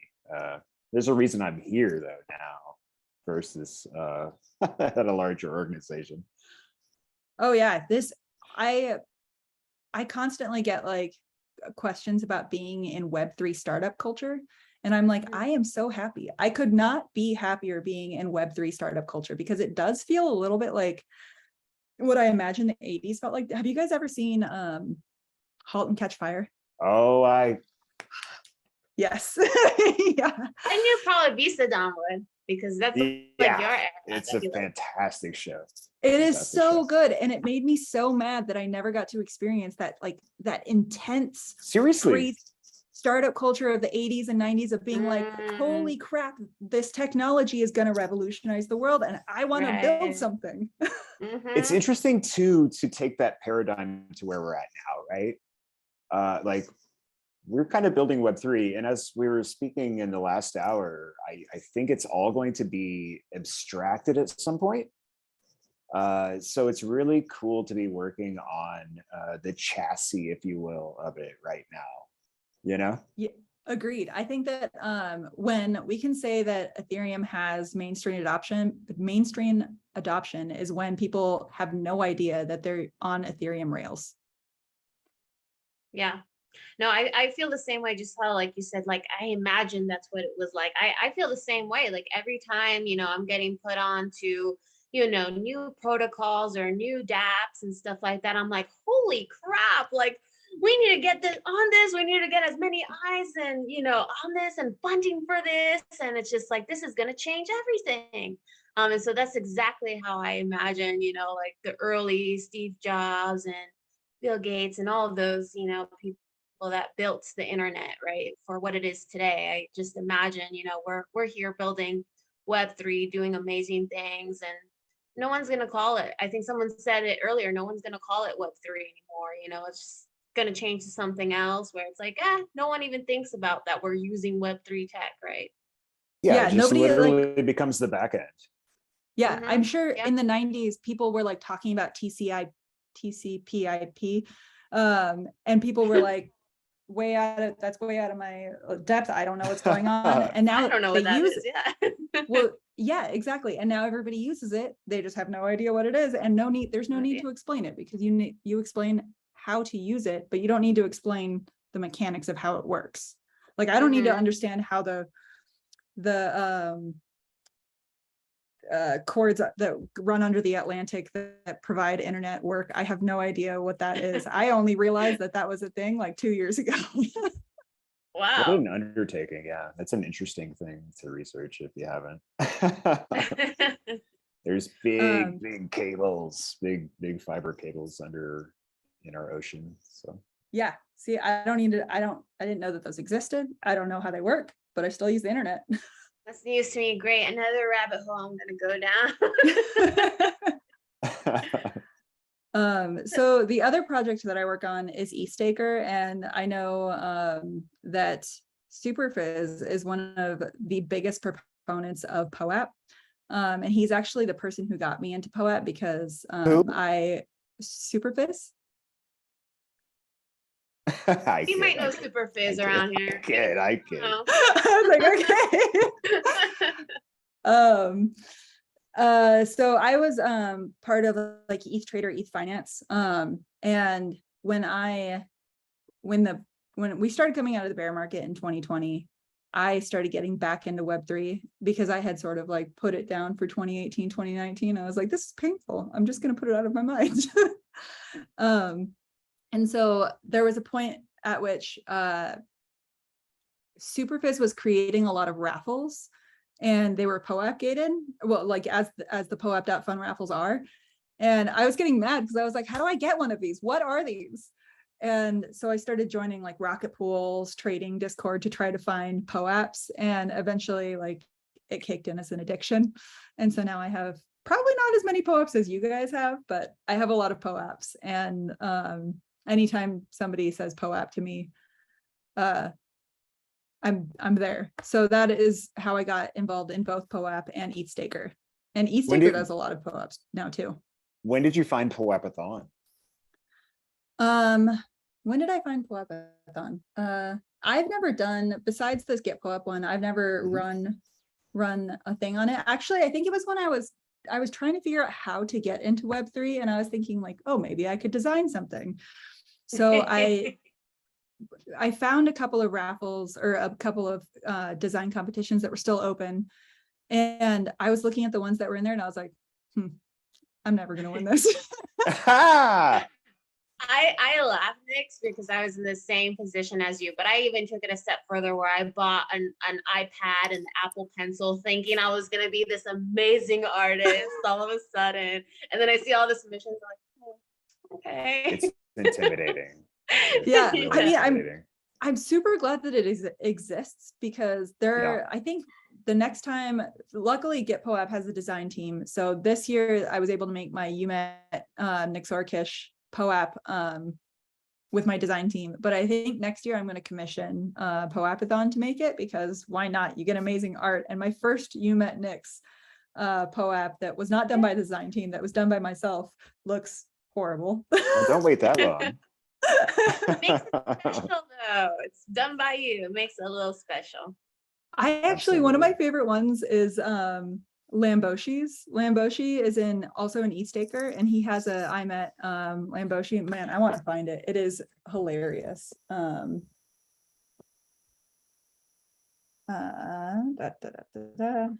amongst yourselves. So yeah, Okay. as Nix is finding that, we've got one more guest right after Nix. It will be Crypto Comical, and so yeah, our show's almost over. So hang in there, guys. So yeah, put it in then we roll back to Discord for fun and giveaways. So I put it in the YouTube chat, or in this Zoom chat.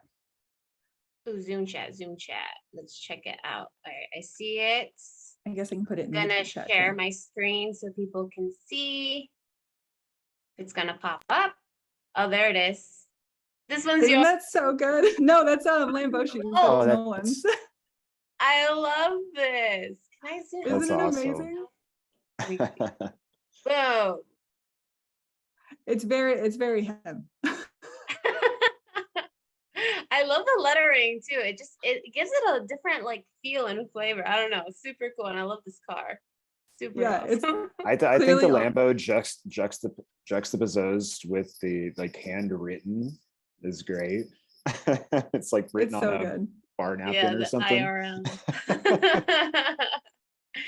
So show you don't have to be super perfect, right? With it, you can make it your own.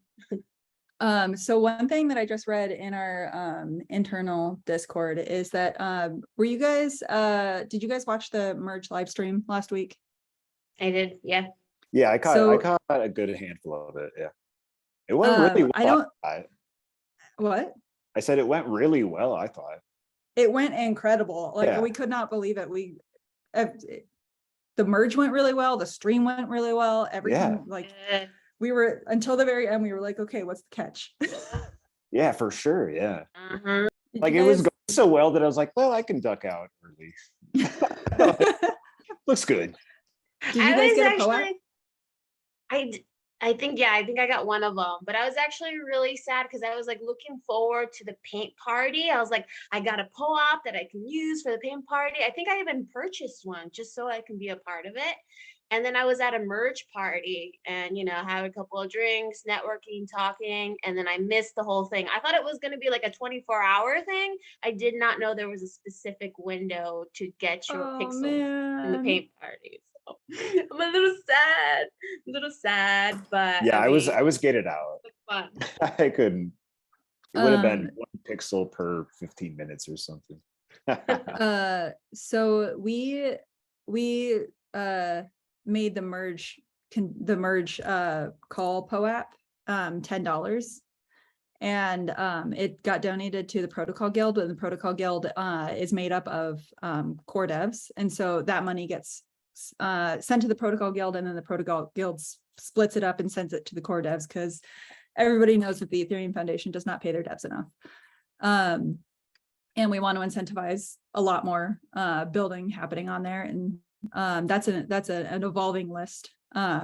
So all of that money went, and I don't think this has been officially announced yet, but the number that I saw calculated is we raised $150,000 through those POAPs. Yeah, That's which impressive. is incredible. Speechless, really. That's great. I think the biggest one before that, I That is forget a how whole much, dev's salary for a year, right? Right. We're super excited because we did POAPs for all 4 merge calls, because there were 3 testnet merges that happened before the mainnet merge. And all of those cost money. But I think most of those were like $1, $2, or $5.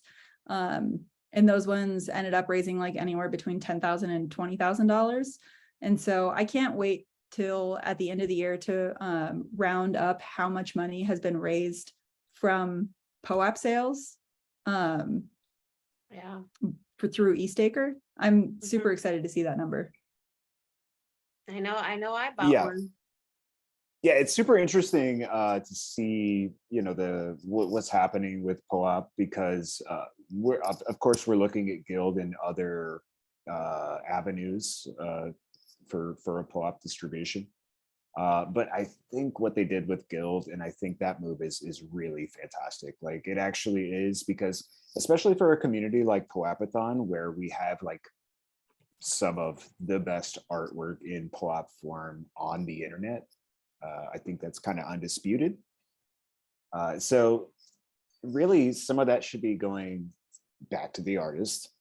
When you say, if we, our art is easily worth 5 Matic or something like that. And to have some of that go back to the artist, a wee bit go to the treasury, it's just really, it's really good ball.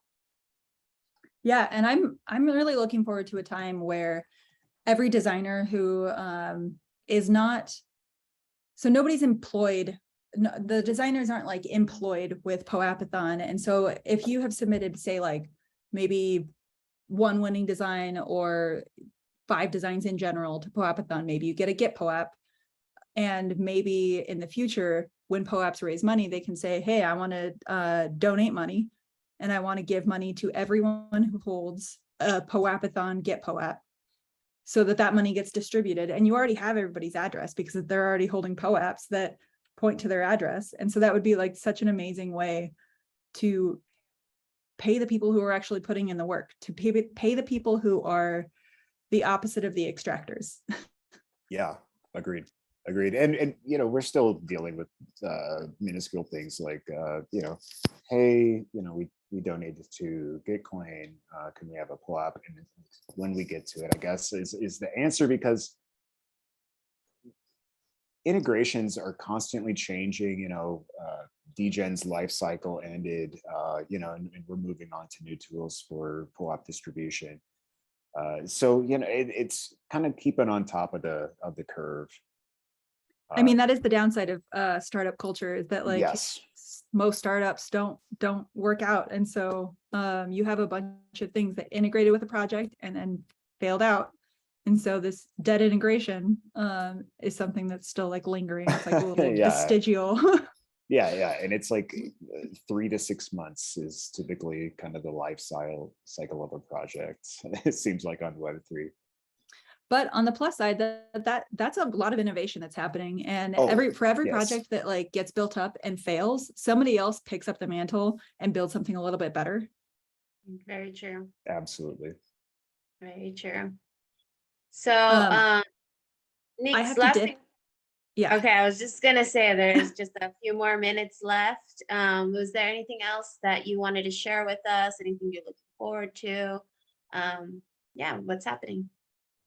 I'm really looking forward to seeing the direction that Eastacre pivots in after the merge. We've been so focused on the merge for the last 6 months that I think everybody's taking a break right now. Superfizz is taking a 6-week break from I was going to say he's crypto. holed up in a cave somewhere, right? Yeah.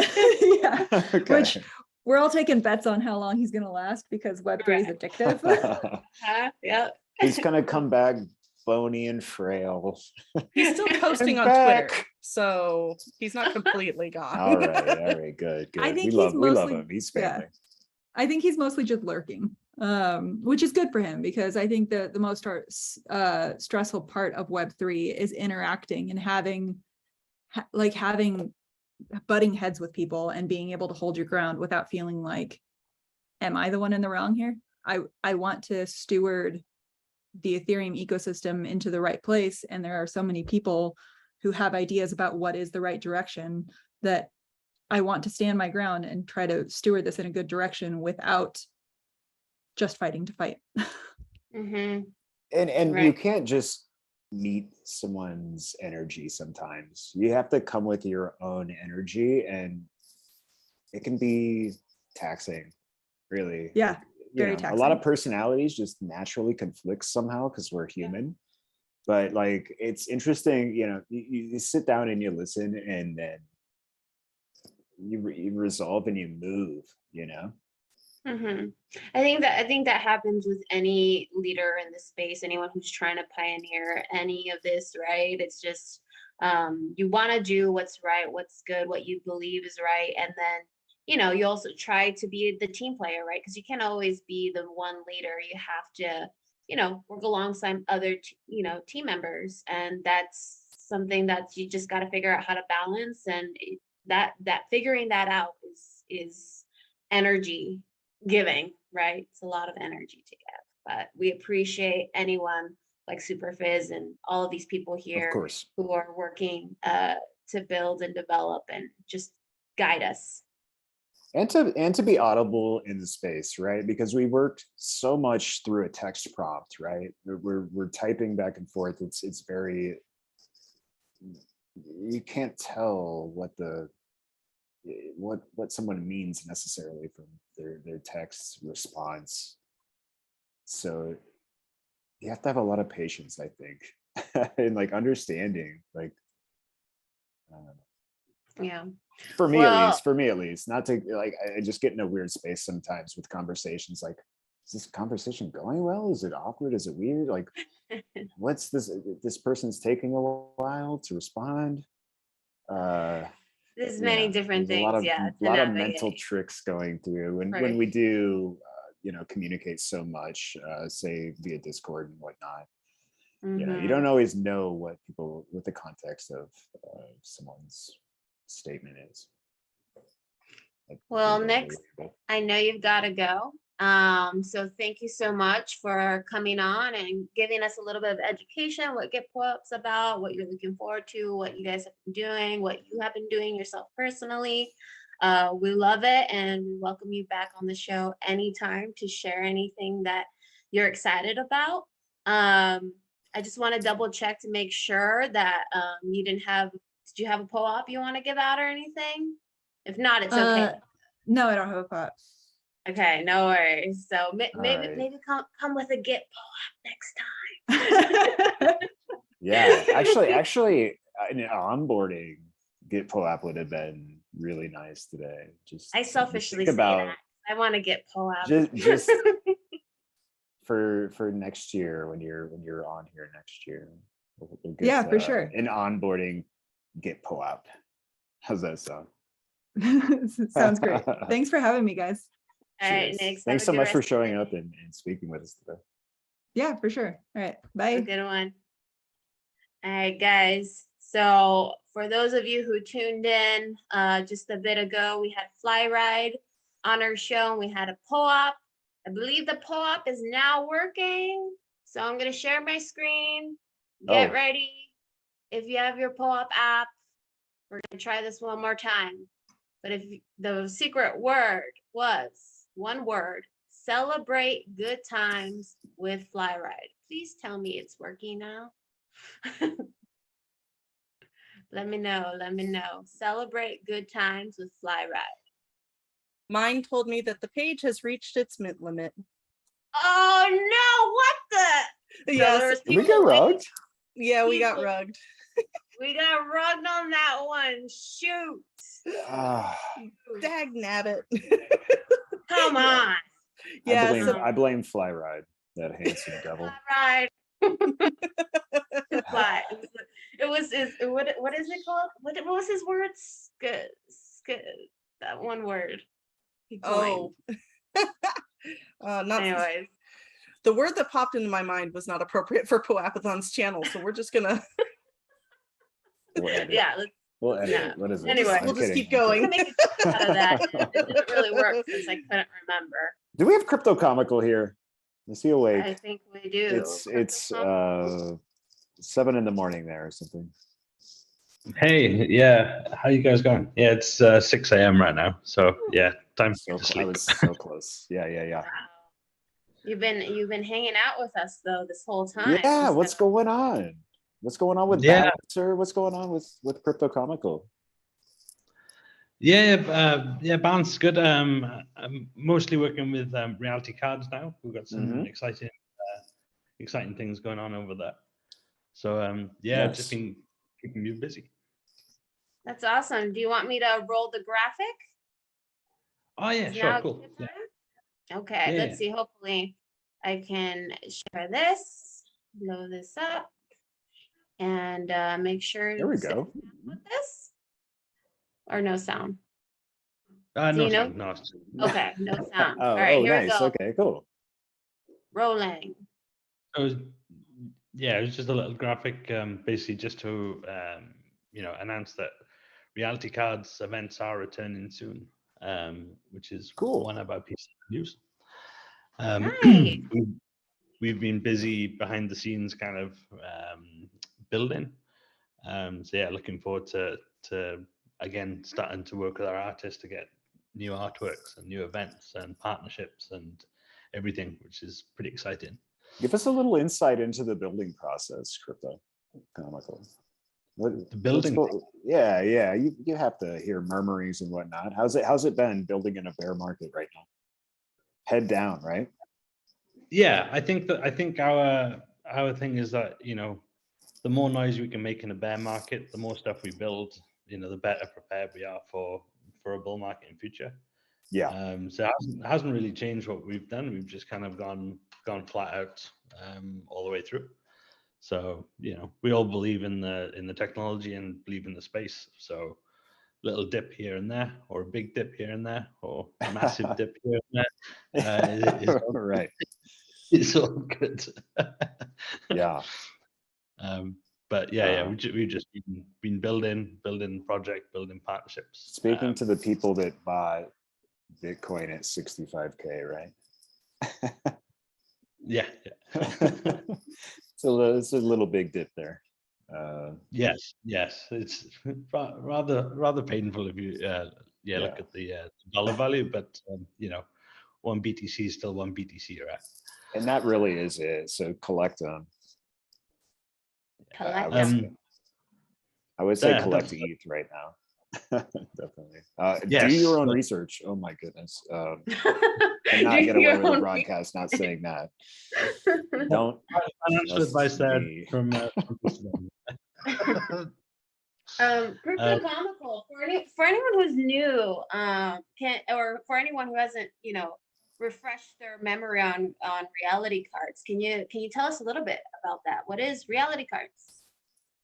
Yeah, so we're basically an NFT based prediction market. So and we've got this kind of unique mechanism, which is a rent to bid mechanism.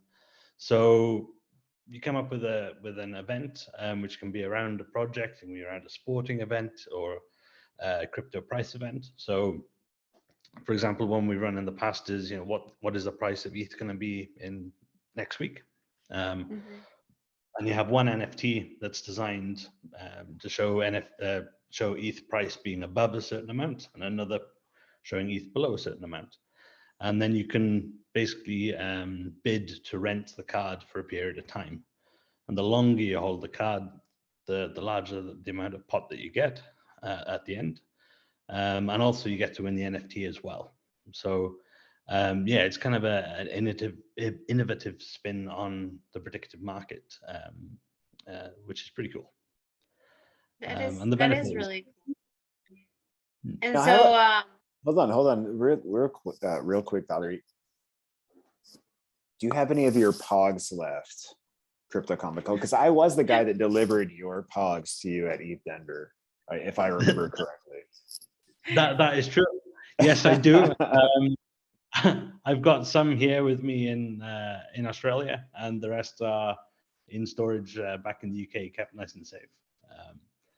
But yeah, I do have temperature regulated and all that, right? I remember Prof saying she had some pogs too. We have to check back into with her, yeah, and that's why we're taking it to Discord after the broadcast, because we're gonna do some giveaways. Some giveaways. Yep. Yeah. So Crypto Comical. So for anyone who's interested in getting, reality card, where do we find it? Is it on OpenSea? Is there a marketplace that people need to go to? So yeah, our previous NFTs are on OpenSea at the moment, but obviously we're going to be kind of launching with a new look and a new everything really.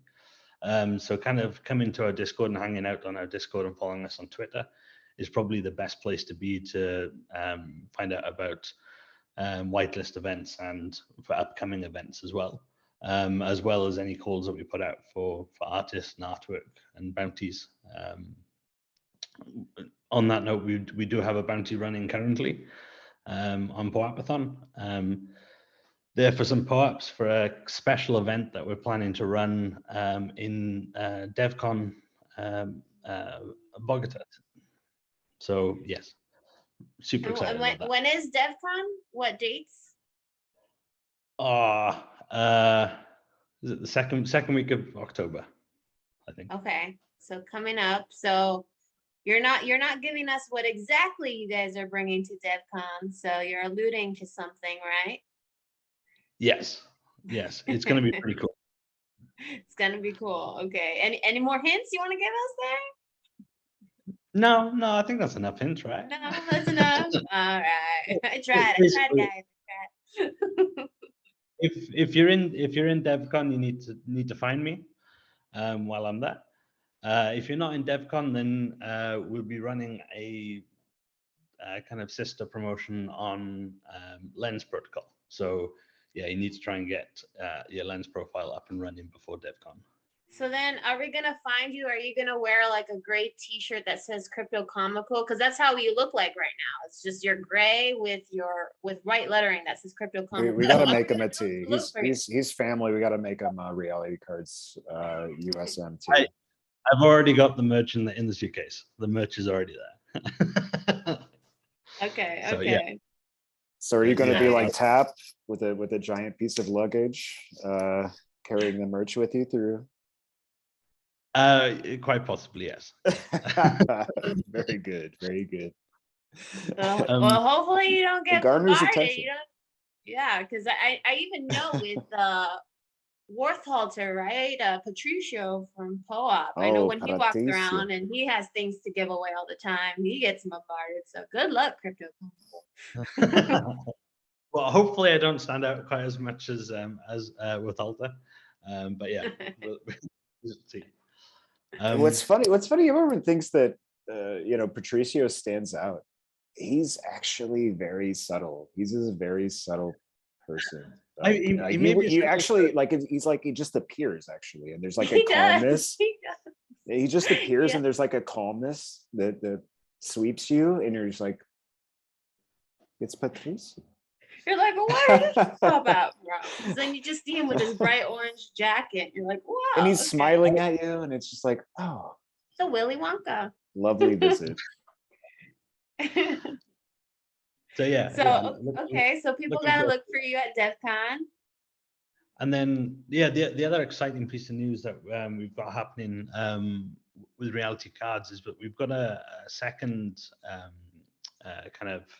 piece to our project called Launch Cards, which will be a token launchpad utilizing the same mechanics as Reality Cards, and we'll be using that to launch our own token, which will have kind of interesting use cases going forward. So that's something to watch out for and to try and get on the whitelist as it comes up as well. And what's the name of the token?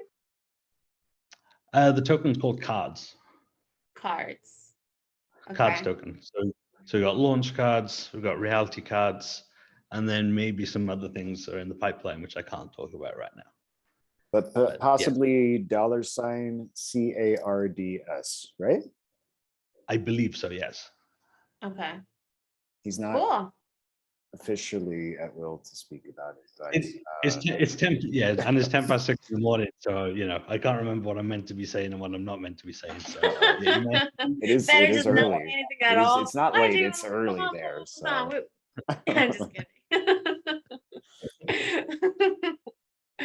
Cool. Well, no, yeah, we appreciate the update, Crypto Comical. Is there anything else you would like to share with what's happening with reality cards and cards token? Something that you can actually share? We're done. We're done with all that. I want to hear. Crypto Comical is one of our core members. For people that don't know, he's been with us forever. I want to hear something about POAPathon. What do you love about POAPathon? POAPathon. So I think, well, the chaos. I love the chaos. It's interesting, right? I think it's amazing how a group of diverse people that most of which have never met each other managed to pull together to kind of create this entire thing. The live streams, the POAPathon events, the bounties, all of the kind of clerical stuff that goes on behind the scenes, the managing of the multi-sig, everything. It's a pretty unique project in the space that everybody's kind of working together and pulling in one direction, without kind of a central set of rules to follow. It's kind of everybody's just doing the right thing, which is pretty awesome. And my next question is, what is the best art community in Web3 right now? What is what? Sorry? What is the best art community in Web3 right now? You better have the right answer. I was going to say there's only one answer, isn't there? It's got to be POAPathon. There we go. You're right. There we go. I All right. No, genuinely, I genuinely do, because we support artists that are big, small projects that are, huge. We It's link really them incredible. in with, and we link them in with DeFi protocols like, GDAO and Balancer, and like it would be very difficult for those two communities to come together other than through POAPathon. As in, I think the way that we advocate for artists and showcase their work is, unrivaled in the space. So, and I think we're going to continue to grow and continue to, do more of what we do best. Agreed. Yeah, definitely. It takes us Well, all too. It takes us the entire family here that you've seen on screen today in our Discord, which that's where we're heading after this. And Whew, that wasn't that's a even all lot. our past guests, So Oh, not even close. Not even close. Like I said earlier in the start of the broadcast, we did 26 live episodes last year, and if you count that, there's only 52 weeks in a year. So every other week we were broadcasting. We were broadcasting an episode, documenting the space, inviting really great guests to talk. And that's not including our hour-long specials and whatnot. Just a really fun time we had over this last year. A lot of good times, a lot of great bonds that were created, a lot of relationships that are still being cultivated. It's just been phenomenal. And shout out to Tap. Maybe he's watching, maybe. But I hope he's the one who brought me in. He is. He's the one who brought me in into POAPathon. And I couldn't have been happier. I'm so happy with Genetics, Bisadon, Prof, Crypto Mom, Magdalena, Crypto Comical, all the POAP fam and the community. Everyone. We've seen so many in the space, so many really great creators in the space that have been pivotal in POAPathon's success. It's really just a thankfulness. I think the other thing is the benefit that we've given to other projects as well. Yeah. Like we've, Reality Cards has benefited massively and continues to benefit massively from the kind of synergy we've got between the two projects because of the artistic needs of Reality Cards is basically being supported by POAPathon and POAPathon artists, but also like I can't remember the names, but there's been some other bounties that they've run competitions and then picked up artists that have gone on to have kind of semi-permanent roles in their teams. Too. Yeah. So yeah, I think we're providing a fantastic service to the space, to multiple projects, multiple artists. So it's not just a service, but a community. I think is most importantly. Yeah, go ahead. I was just gonna say, I think we really watch each other's backs for one another. It's like, like I said, we've just been cultivating these relationships, and if there's an opportunity that we see that one of our community artists can fit, or we try to plug you in and say, hey, so and so would be great for your NFT project you're trying to build. If you're looking for an NFT artist, it's we really try to prosper together. Agreed. Yeah. Agreed. All over. Well, cool. What do we say? How do we finish up an anniversary? Well, with that, special? we're ending POAPathon. We're only doing season 1. There's no season 2. Bye. Yeah, we're gonna retire our intro that we created with Tab and JB Amadeus and BME Mel, our lovely music artist on that, and Prof will be grateful because she's like, when do we get a new intro? Well, now. End of an era, end of our inaugural year of community ship. That's a word. Anyway, how many hours are we in? I can't do another Aussie. Yeah, I know. No 9 hours. Sorry. Australia got us beat out. I will say, join us in Discord. We're going to fire up the stage and we're going to do some giveaways in there. I know Genetics has a couple mints left on her awesome art piece. So we're going to min max that out. And then I'm not going to get into names of projects right now because it won't age well, but I've got some giveaways as well. So, and Cool. There's others as well, I believe. So let's go check it out. We'll fire up the stage. And I guess we'll do our typical rundown of what we do here at POAPathon. Yeah, 'cause you never know who's. We're gonna who's new retire here. these slides. We're gonna retire the slide deck too. Yeah, we're gonna retire these. We'll come up with nice, bright, shiny new ones. Absolutely. But if you've been tuning in and just kind of learning along with us and getting some of the updates from our past guests, we are POAPathon. We have a website, POAPathon.com. And yes, we are design services, but of course, as Bisadon was mentioning, we are a community, we are a family. We really have a great time together. Besides just the YouTube live, we've got a lot of fun happening in the Discord. And what's happening in that Discord is there are bounties that are happening where there might be for POAPs. Still happening. NFTs, still happening right now. Lots. PFPs, emojis, videos, logos, social media posts, and more. So if you are an artist, get in there, submit. Even if you're new, it's always great to practice, your expertise and try to get better at it. And then if you're not an artist but you're looking for an artist or looking for something, get in our website and submit.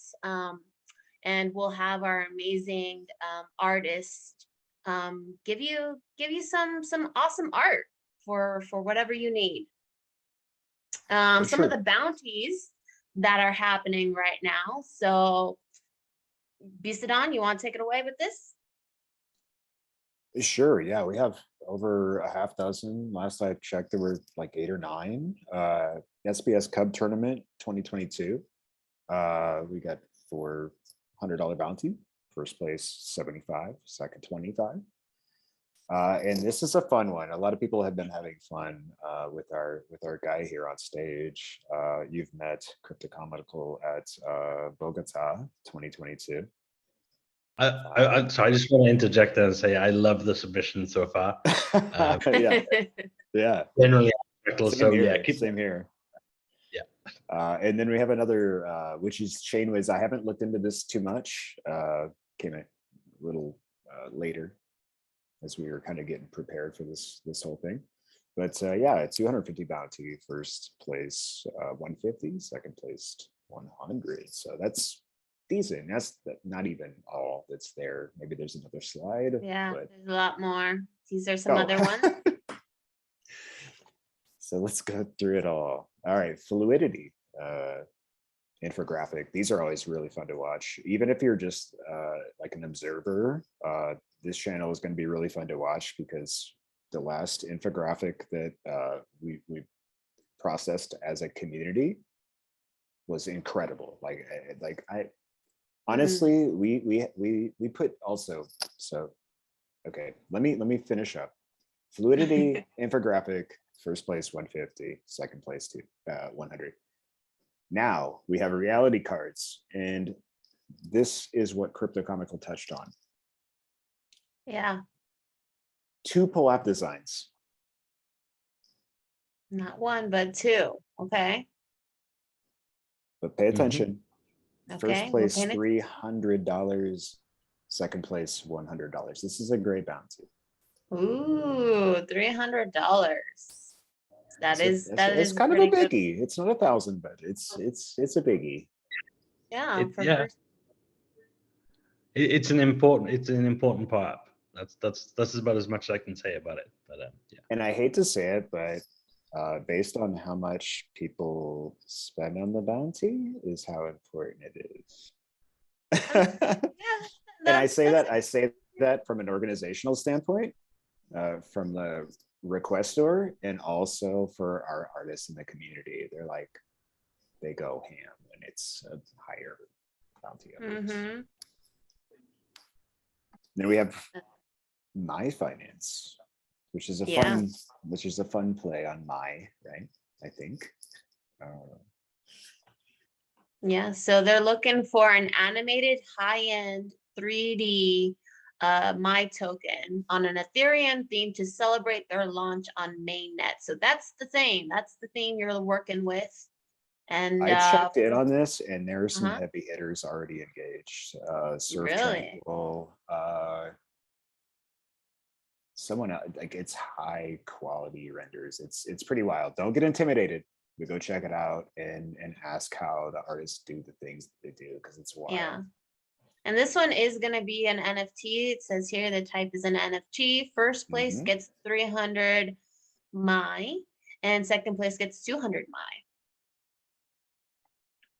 And then we've got 2 more days, people, 2 more days to donate to POAPathon GR15. So for anyone who's already supported, thank you so much. We appreciate it so much. So just a couple of days, and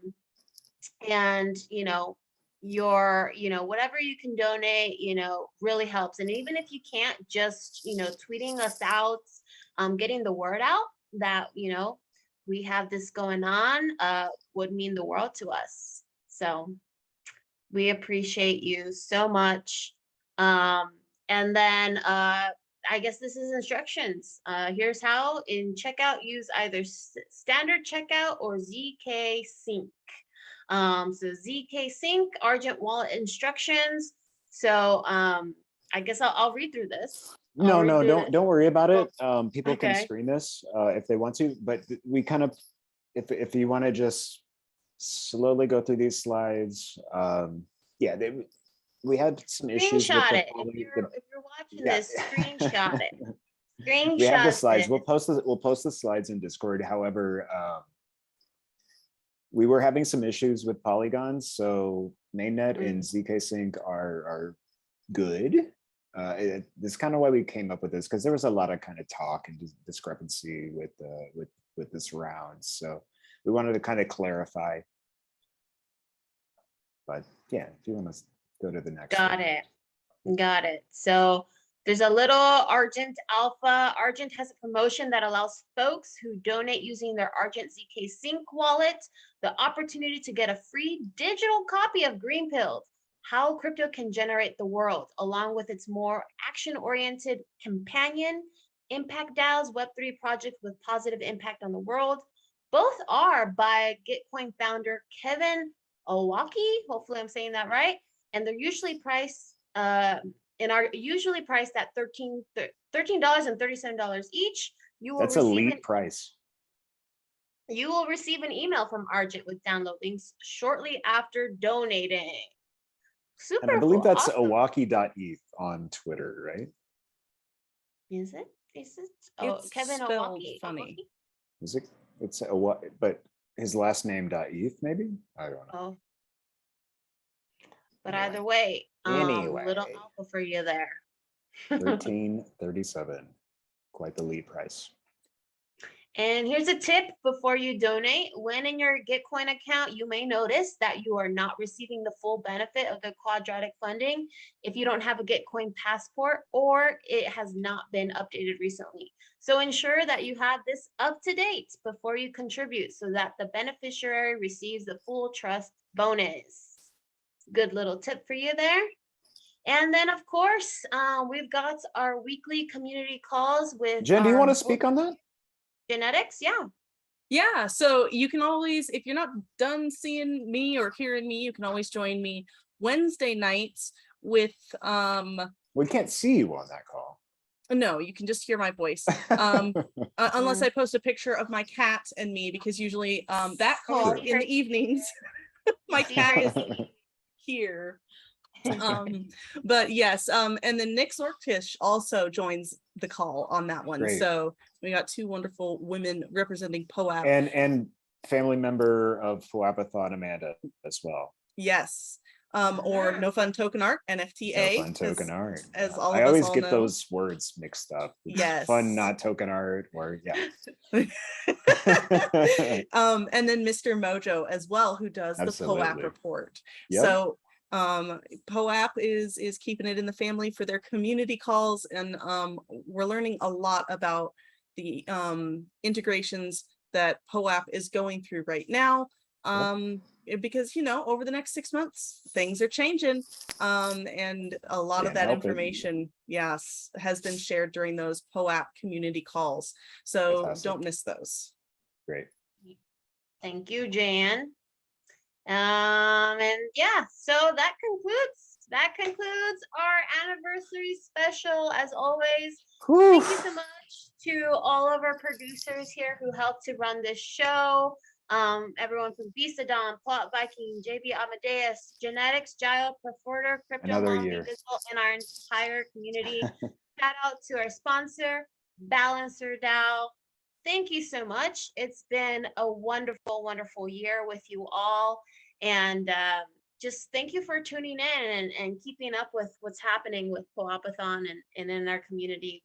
We look forward to season 2. So if you're interested on sharing and want to hop on here with us, feel free, reach out to us, come in our Discord, hang out. So yeah, we would love to have you.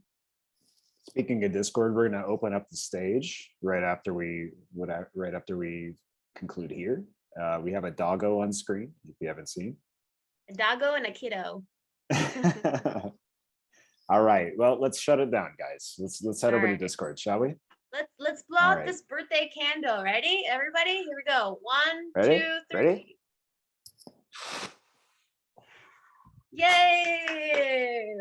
Having well I think wishes we for got it. everyone here who's tuning in and whoever watches the replay, and wishing good health and nothing but good news for everyone, good spirits for the remainder of the year and yeah, the entirety of the Web3 space. Yes, and we'll see you this year.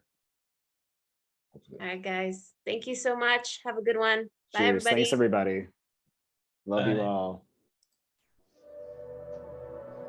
Oof. Say your goodbyes. Bye, everybody.